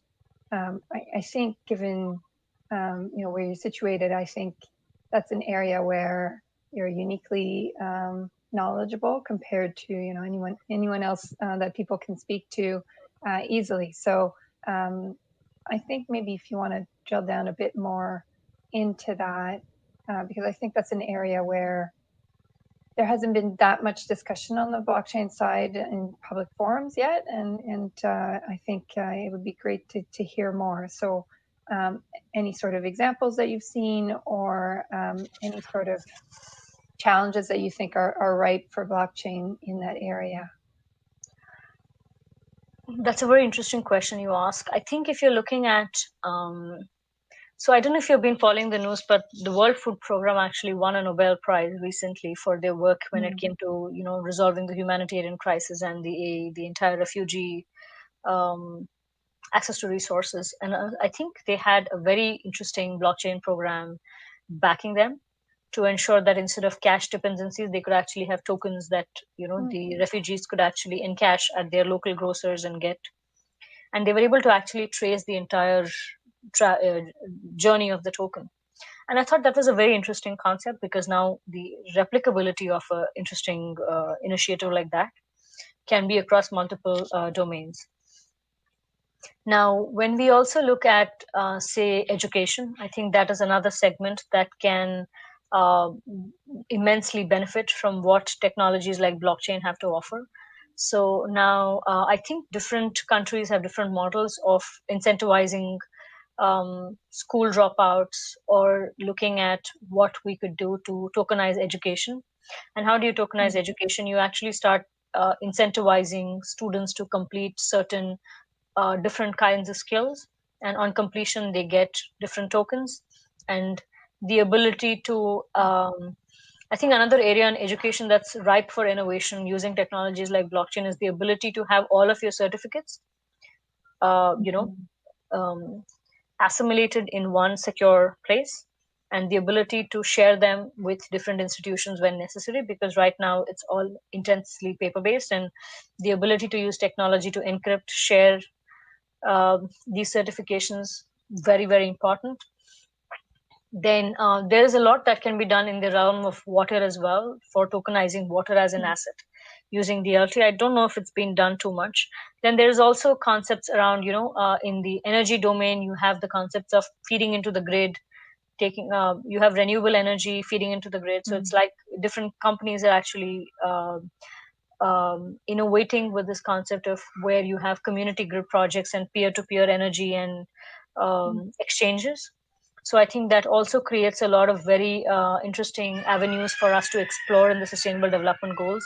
Then when we have gender, we have, I think there are lots of different projects that are being undertaken at maybe smaller levels, and they don't make as much noise as they should. But I do know this for a fact, that what DLT is doing to innovate, or at least explore different pilots in the public sector, at least in the Sustainable Development Goals, are worth watching out for. I think some of these could actually have a great replicability in the future. Interesting. I'm glad I asked that question. Those are really interesting initiatives and examples. Since we have time, I'll ask you, a question I love to ask people, which is really their kind of blockchain crypto origin story. Like how did you personally get involved in the space, and was there any sort of particular inspiration for you? It's so interesting you asked me this question. So when I was at MIT, I was in a class, and we were talking about digital marketing and social media, and we had this discussion, and they said Facebook charges an X, or a Facebook makes an X amount of dollars on every profile that there is on their social media. And I said, if they're making money off me, why can't I make money off my own data? And I remember at that point in time, the professor who was teaching me, he called me homo economist. He said, why are you about data monetization? So I was like, no, but there should be some way around this. And just around then, we had a couple of semester courses on blockchain and what it could do for business. And I started taking those classes really seriously. And that kind of created my pathway into understanding what tokens was, what data valuation was. And all of us have information that has monetary value. We don't have a system to market, to market it and create a revenue model around it. But all of us are custodians of something which is of value to someone else. And I think that whole concept fascinated me so much that I said maybe blockchain and DLT has the ability to, help me see what those potentials look like. And I started from there, and then it went on to the Media Lab, working on some supply chain projects, presenting to some different firms, understanding what we could do in palm oil or what we could do for, shoe manufacturers, for different agencies. Then we looked at the aerospace supply chain. So I looked at what DLT could do in different industries before actually moving on to the Technology and Innovation Lab at the World Bank. So it's been a great, great, great journey. And I still am very proud of the fact that I'm a homo economist. Good. Well, it's always interesting when you ask that question to people, because there's so many ways at which people come to it, and there's so many different perspectives. And that's part of what I love about the space, that people come from all sorts of different backgrounds and take from it all sorts of different things. So definitely, it's great to hear your story, and it's great, you've got that economist lens to it, which is very different from the way, for example, as a lawyer, I would have come to it. In my case, I did a master's in banking regulation in 2013, and one of my profs worked for a Bitcoin wallet, and he had come from a fairly traditional banking background before then, and so essentially, all of us in the class were very curious, because he was at the time, flying to a lot of hearings on how to regulate cryptocurrency. And so, I came at it from definitely kind of a legal background, but, always understanding that there was a lot of potential there from a financial services perspective. We've got about 5 minutes left for questions. I think we're still no questions at this point, but certainly welcome any questions that people may have, so that, we can be responsive to what people want to hear about. Otherwise, I will keep going. I am really happy to be at the receiving end of your questions. Good. One point that there's a lot that I hear a lot is, why blockchain? Do you really need blockchain for what you're doing? And so, because, at times, especially maybe earlier on, people wanted blockchain for everything. So what is it about this space that you think makes blockchain in particular the right technology for it? So when you're calling for a global cooperation kind of a move, so I think in the beginning, blockchain was a solution trying to look for problems, or that was a perception that came about. But I think as the technology is actually maturing now, and we see enterprise level adoption of blockchain technology, I think what we're also realizing is that there are certain use cases that drive home more value by adoption of DLT than the others. And I think that is also kind of, that maturity has kind of come about in the way people are looking at the technology today. I also think that when you're looking at cooperation amongst unknown parties, where you want to share only relevant information, and that cooperation is important to an end product or an end movement or an end decision making. And I think the ability to share only what is necessary without putting forth all of your unique selling proposition out. And I think features like those that DLT enables is going to remain very vital in the future. So when you're looking at supply chain integrations and supply chain discussions, I think it's very important that we have this kind of ability to transact only as desired and only when necessary, then always be a part of that system. And I think the fluidity that DLT actually allows for is what's going to remain as a very important aspect of how its adoption is in the future. Good. Well, I think, on that note, you've tackled the question and convinced us. We've got about 2 minutes left. So maybe I'll ask you for any kind of closing thoughts, and then we'll leave the audience to the next session. You know, like I think I'll probably take a minute, and you should also give a 1-minute summary of what you take away from the session, because I'm really tired of listening to my own voice. But I think technology is here to stay. I think what technology. So I'll give you this example. I think this marriage of man and technology is going to be very important in the future, because technology ideally doesn't have the empathy and the ability to make very fine, nuanced decisions that are integral to being human. So I think the ability to create more human-centered technologies would not happen without us in the fray. So I don't think the dependencies of what human beings can actually create in this world of technology is ever going to go away. I think it's going to become more important. And no matter what technology you pick, including DLT, I think it's here to stay. It could be available in different permutations, combinations, but I still think that a future is still very promising with technology in it than without it. Yeah, no, I totally agree, and I love the human aspect of what you're bringing through here. You know, I think the human-centered design point that you mentioned, I think that's really fundamental. I think that's a big shift. You know, I see it in other contexts. You know, I've heard of like empathic or empathy coding, or you know, even the circular economy concept that we're talking about. Really, you know, it's about ensuring that we're thinking about the future and the human aspect here. So I think, you know, definitely one of the takeaways here is that kind of positive human aspect, and the fact that there are opportunities being created through these models that bode for a bright future and some exciting developments. So I think on that note, we'll wrap it up, but it's been wonderful.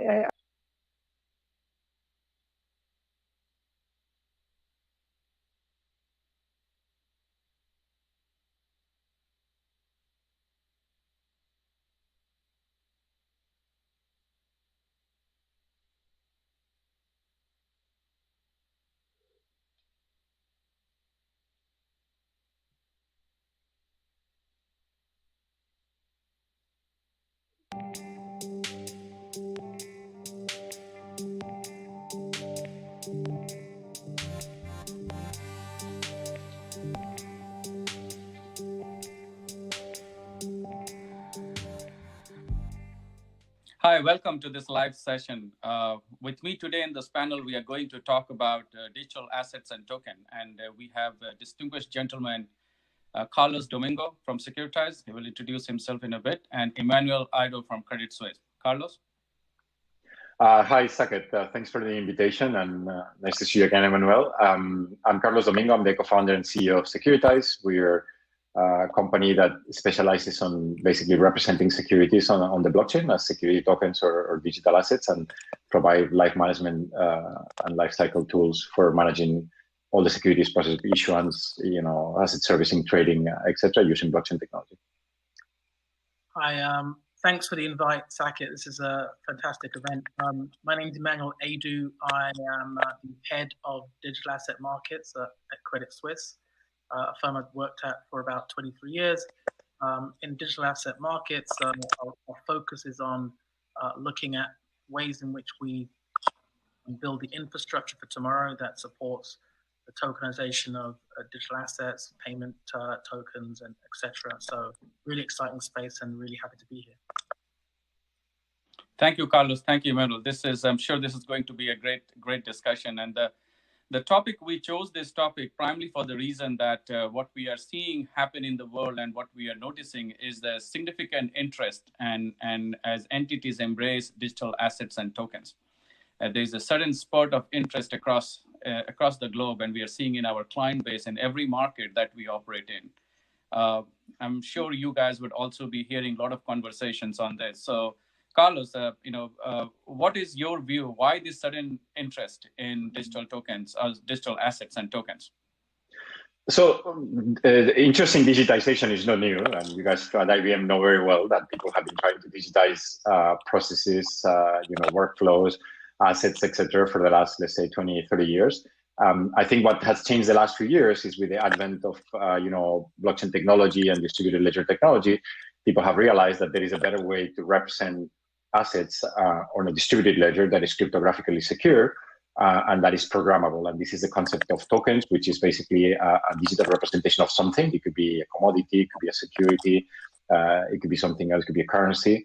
And that, due to the properties of the distributed ledger technology, you can, basically trace ownership, trade them, move them around, etc., in a decentralized way. Recognize that, notwithstanding the new and novelty of say, some of the virtual currencies that kind of have shown us the way. When we talk about tokenizing securities, we're tokenizing, or we're digitizing an asset class that A, already exists, and B, most people probably presume has already been digitized. So many of us are sat there thinking, what's the big fuss all about? And so I think it's important that we frame that distinction. And when we think back to 30 years ago, I picked 30 deliberately because that's pre-desktop computing. We were probably in the mainframe era, but it wasn't in terms of our industry, in terms of banking, it wasn't the mainstay. Assets were certainly seen as being physical, whether it was cash, whether it was bonds and share certificates. The transfer of those assets was slow and manual. And we all can identify with that quite easily. And then, in the advent of the mid-90s and then the introduction of the internet, we started seeing the connectedness of systems. But it's important to understand what that really meant. So what we did, and one of my very first jobs in the mid-90s, when I got out of college, a program that automated the actions of the desk trader. So those systems became trade input systems, later on becoming algos for the more advanced assets. But effectively, I automated the 7 steps that the head trader cared about. And then the middle office person hired an IT person, and the steps that were important to middle office, and the product control person did exactly the same. Before you knew it, you had 3,500 systems, 20 million lines of code, and all these things were glued together in a way that was that created a little friction. And what digital assets are, and the things that Securitize help us to bring efficiency around, is taking all of that logic and embedding it either into a token or into a protocol upon which the tokens are ledgered, and effectively automating the entire supply chain. And that's what when we talk about digital assets, that's what we're doing. I'd argue that today we are electronic, but we're not digital. And that's the important thing. I can imagine that, Emmanuel, as you are describing that, I mean, that's one of the fundamental reasons. It is a translation, I would say, or a transformation or a physical shift of everything physical and digital they are programmed, but moving them the logic into a way that can be trusted. That representation is a trusted representation of the fact that is encompassed in the code and the logic. But still there are challenges. I mean, the whole scheme of tokens and digital assets is a great one, but there are obstacles and challenges from a market, from infrastructure, from ecosystem, from adoption, embracing, understanding technology. Any comments, Carlos, or even Carlos, in your case, what are the obstacles and challenges that you are seeing in the adoption of digital assets and tokens? I think, again, if we go back to think about digitization, there is a process. I think Emmanuel mentioned this, that things get periodically digitized until new use cases happen, right? If you think about, like, say, the music industry, at the beginning, you used to have like the vinyl LPs, and then you got the CD. And the CD was a digital version, which was fundamentally the same thing, right? A round thing, smaller, but you still have 12 songs. You went to Virgin Megastore to buy it and buy the whole album and things like that. And then that kind of led itself into other things like, MP3 players where you can store 1,000 songs, and then, you could buy an individual song, and then you can stream music and don't own music and things like that. So I think we kind of in the journey in terms of digitization of assets, right? I think we're still kind of on the CD era where, for the most part, people say, why is this so revolutionary? Because it looks like just a slightly better form factor, a better format than what we had before, because we still have to see the real advantages and the real use cases that a native digital representation of an asset will allow us in the future. If you think about the case of securities, I think the main barriers of adoption today are first the lack of public infrastructure that is usable. Unfortunately, public blockchains still have a lot of problems in terms of performance, instead of cost, variability, trusted nodes and things like that. Private blockchains are trying to solve that, but at the same time, they lack maybe the decentralization and the adoption, and they're creating kind of silos here and there. And then the whole UX to interact with digital assets is still a bit messed up, right? Like the private keys, the wallets, and things like that. So a lot of the infrastructure to make this very easy for end users is still not there. But I've been in this industry for a few years now, and I've seen a tremendous amount of progress in terms of making these things simpler. And I think we kind of, started to scratch the surface of what this will become in the future.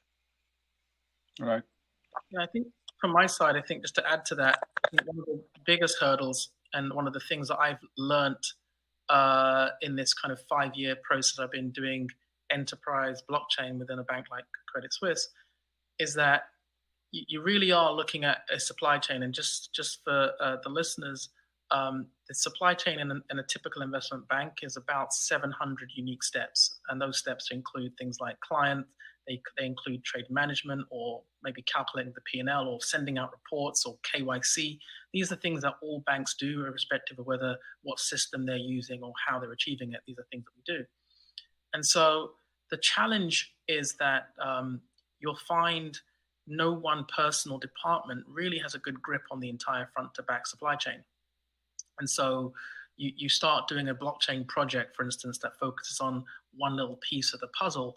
And unless you have somebody that's got this kind of front to back lens and knows how to tie it all together, that's sometimes problematic. I think also, even this discussion where we're having about what is a digital asset in the first place, I think it's still confusing for many people, because many of the assets we trade today are what we call that their book entry, means that they're held in a database somewhere. The amount of money that we each have in our accounts is really held in a database at the bank that we bank at. So most people already have this view that we're digital when we're actually not. We're actually electronic, and trying to have this kind of smart security discussion, building in logic into the asset itself, so that it has the behavior that's consistent across all the counterparties that it interacts with. No, that's a great comment, Imal. We are electronic and not digital. I think that a fundamental understanding is very important for people to think about leveraging emerging technologies like blockchain and then apply it to digital assets or tokenization. We always say blockchain is basically a commune. It's a community. You have to have arms intertwined with everyone in the organization, internal or external, to collectively march to a goal. And that organizing principle is often sometimes missing in large organizations, which still operates in a silo, right? That's how P&Ls are set up. That's how we operate. So, but at the same time, we are seeing the coming together of departments and entities and your dependent ecosystems together to form networks underpinned by these kind of technologies and converting into digital. It's part of the digital transformation revolution. One thing that comes in mind is that no matter how much you are progressive and you think and you have embraced this topic, yet you need support from market infrastructures, right? Like rest of capital markets, regulation, compliance, and other kind of governing bodies.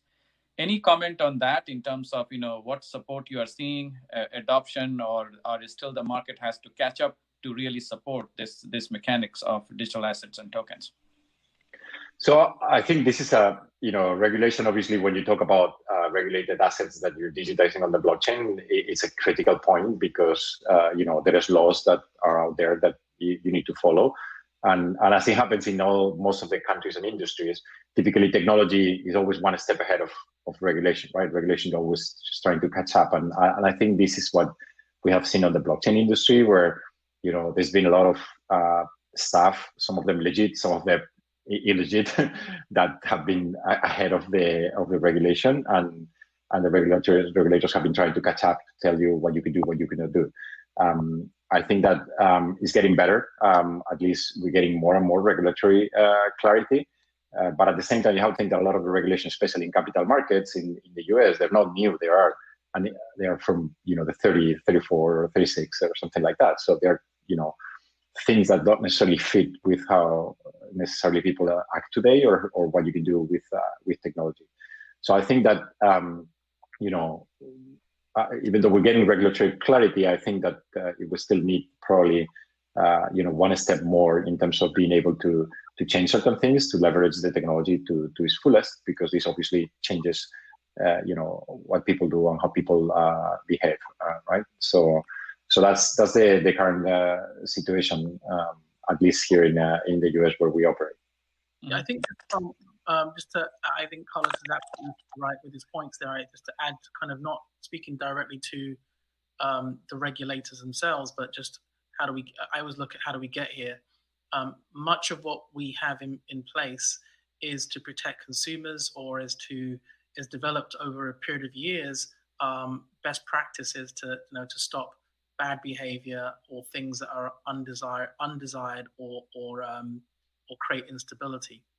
And so one of the things that we have to do as an industry is look at where the new technology allows us to have a rethink of why some of those rules and those laws were put in place in the first place. So whether it's things like why do we have segregation of duty, or why do we split certain functions?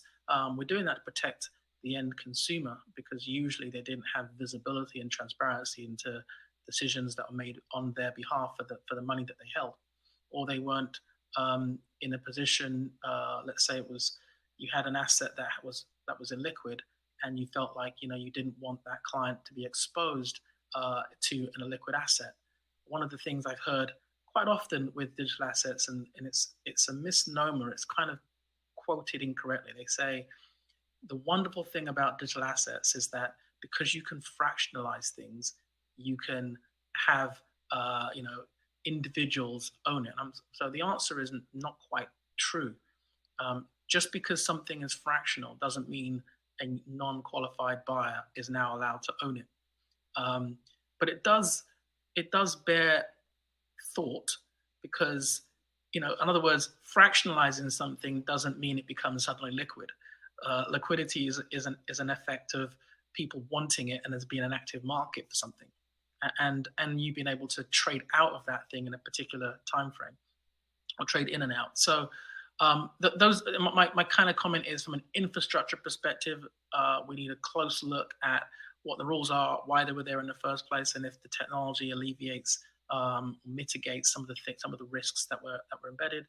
And then I think also there will be some winners and losers, because some of the infrastructure and companies that support the current ecosystem benefit from the inefficiency. They were created because we weren't able to share information across firewalls in a real-time basis. So if those barriers are removed, clearly there's going to be a refactoring of the ecosystem of the estate.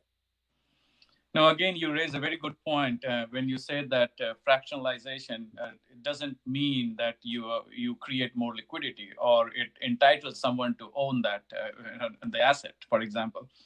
And that challenges we have seen. At the same time, we have also seen the other side of it, where fractionalization has been is a really an important driver. For example, we are working with a large client on supply chain finance, where account payable of large corporates are being tokenized, and they are using that mechanism guaranteed by the 30, 60, 90 day of account payable instrument obligation tokenize it, and then pushing it into the supply chain, deep tier supply chain, tier 1, tier 2, tier 3 supplier. Those tokens are guaranteed. They have a life, whether it's 30, 45, whatever days. And it is good for that ecosystem that is in transacting and raising money or fulfilling its obligations based on that token. So here was a very narrow but very good example, I would say, in terms of how these kind of tokenization is helping create more monetization opportunity from locked asset that now can be used rather than going through a circuitous route of financing and other things. But that's one example I wanted to share. Go ahead. I just want to mention another thing. I think that at the end of the day, blockchain brings transparency, right? Because it's a shared ledger that a bunch of organizations are using to represent the same asset across all of them, right? So if you think about, let's say, in the context of securities and private capital market, they're the biggest markets in the world. They're much bigger than public markets. They're growing much faster, and they're completely opaque, right? So the regulators don't really know what's going on if there's a private placement that happens between two organizations, or if someone invests on a private placement for real estate or for a private equity, etc. All these securities are unregistered with the regulator. They follow exemptions, and they have to trust that people are doing the right thing, as opposed to being able to actually see if people are doing or not the right thing, because you record things on a public ledger that is immutable and that people can see. If you're only authorized to issue 100 securities, you can actually see there's only 100 tokens and not 101. While otherwise there's no way to control it. So you would think that regulators will actually prefer that, right? Or they will prefer a stable coin that you can trace on the blockchain versus cash that you can move around without any traceability, right? But at the same time, because these things have been abused, like everything happens sometimes with new innovations, I think that what has created all this pushback from regulators in terms of using it and becoming even more conservative than with traditional instruments. Right. No, innovation, in my mind, I think innovation will find a way. It always sustains, and whatever challenges and things and obstacles we are seeing, if this thing is good, if this thing makes sense, if it incentivizes the right behavior among participants, they will all come together and find a way, right? Whether it's regulators or even entities working together, they will always find a way. I remember in our early childhood days, or even today, and as a family, we play this game of Monopoly, right? We play with fake money, but we buy assets with that. It's the same kind of concept that comes in. It's trusted. And if you add trust and provenance to it, I mean, it's a powerful concept. One question to Emmanuel in terms of, you are seeing, you are at the front stage, right? As many banking institutions that we deal with have a separate division focused on digital assets, just like yours. And they're all trying to figure the next brightest idea, holy grail, of where they want to go and capture. What are some of the leading edge thinking? I'm not necessarily saying, but just from your being in the peer situation and talking to other bankers, where do you think financial institutions are moving when it comes to digital assets and tokenization? That's a really good question, and it's one that we've grappled with for a while. I certainly have at CS. I think that talking to our largest clients and our most thoughtful clients, we recognize that it's kind of two problems, right? There's two focus points. There's the digitally native tokens, so never been issued before, issued on a blockchain. And for those things, I think we have to have a compelling reason to want to do something different and new, because the infrastructure is going to be, additive to the one we already have. I mean, we've all heard the use case for DLT. It's meant to reduce costs. It's meant to reduce complexity and become more efficient. So we understand that. But the challenge is that whilst we have this bifurcated old legacy, trillions of dollars of assets on an old system, how do we successfully migrate? So there's two things we care about: is integration risk and cost, and legacy risk and cost, and how do we move away? So when we look for which assets to focus on the native side, it really has to be kind of new, novel, scalable, preferably yield bearing.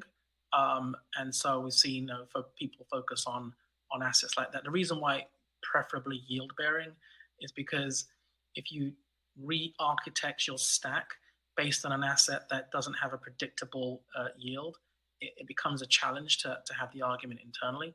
And then conversely, we're looking at how we can take the existing flow, let's say something like US equities or maybe repo trading, and allow for those things to be tokenized.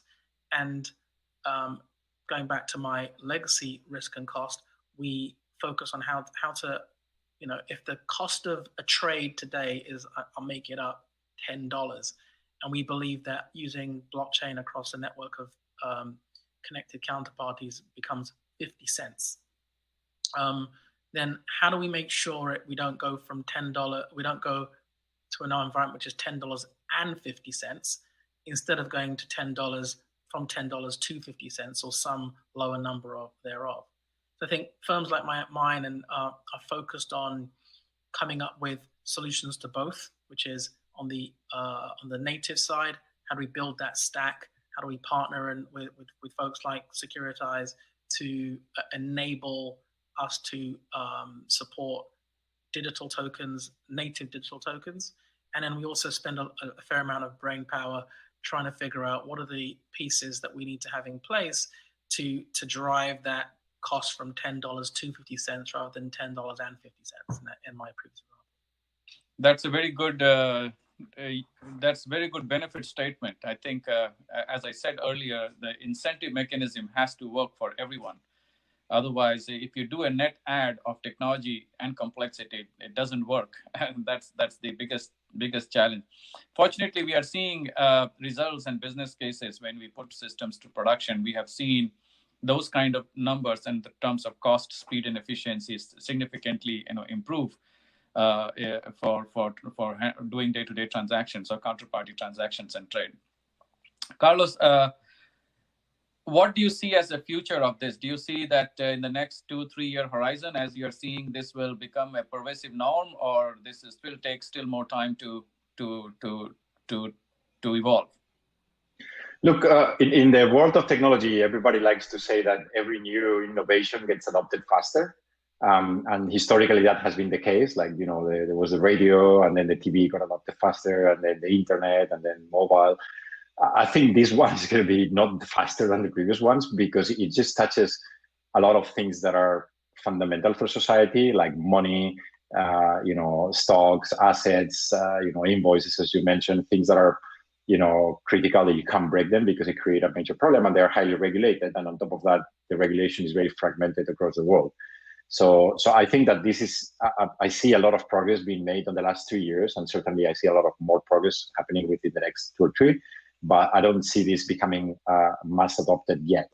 I think it's going to take a bit longer to displace. And then you also have to think that, I think Emmanuel mentioned about this. There is a lot of intermediaries in financial services that have been created to make things work.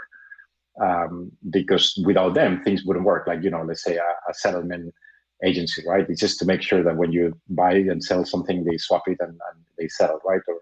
And those things are difficult to displace. Because they've accumulated a position, and there is a lot of systems, and there's a lot of legacy software integrated, etc. That it's going to take a long time for these things to change and evolve. What I see happening is that the traditional financial systems and capital markets are staying here and kind of over time is shrinking as they adopt DLT. But there's a new stuff that happens natively digitally from the beginning that is going to start separately, and that is going to grow until it becomes bigger than the legacy one. Right. How about you, Emmanuel?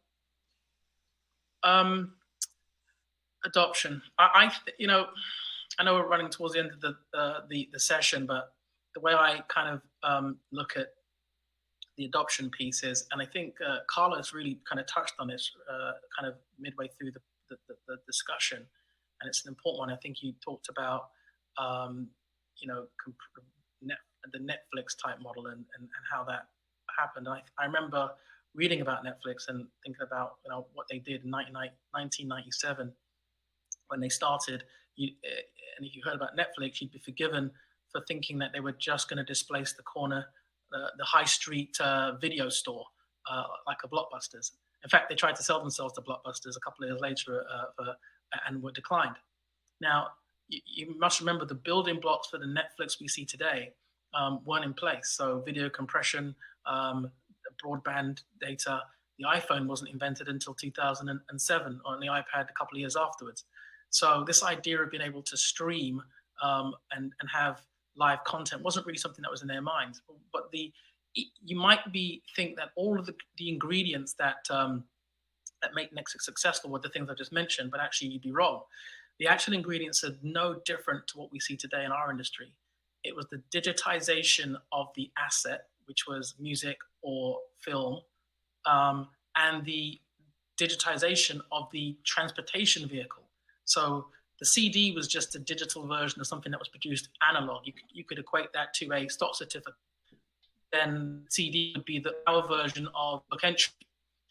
And the mailing piece of that was analog. And what enables a company and companies like Spotify and everyone else to really take off is that total digitalization of the asset as well as the transportation medium. So I think the adoption curve is going to be is actually going to happen faster than people expect. I'm super impressed that we have in CS 2 live projects, one with HQLAX and the other one with Paxos, 4 years after most banks even heard about this technology in the first place. That's a darn sight quicker than we got to, many people got to cloud and robotics, etc. So I'm really optimistic. It's going to be a difficult road and challenging, but I'm really optimistic. Yeah, we at IBM also have shared the similar views. We definitely see that the rate of adoption will be faster because the benefits are outnumbers the challenges, I would say, in terms of achieving it. And we are seeing that happen across the globe, especially in countries, in regions like Asia Pacific, Latin America, where especially tokens and digital assets are gaining momentum in terms of boardroom discussions and strategy to embrace that. So which is all good. So gentlemen, great. It was a pleasure talking to you. This was such a good conversation. We discussed a number of things in the little digital asset and token in terms of challenges and innovation and where it is going. Any last comments, Carlos? No, I just want to say thank you again for the invite, Saket, and good seeing Emmanuel. I think that, as you said, this technology is becoming mature enough for mass adoption, and we're very excited about what's happening in the industry and look forward to continuous growth the next few years. Great. Emmanuel? Yeah, I just repeat, Carlos, as well as thanks very much for the invite. I think this has been a super discussion, really, enlightening for me, getting perspectives of two guys that are really at the forefront driving it. So that's it for me. Great, Emmanuel, thank you. Thank you so much, Carlos. Thank you so much for attending this.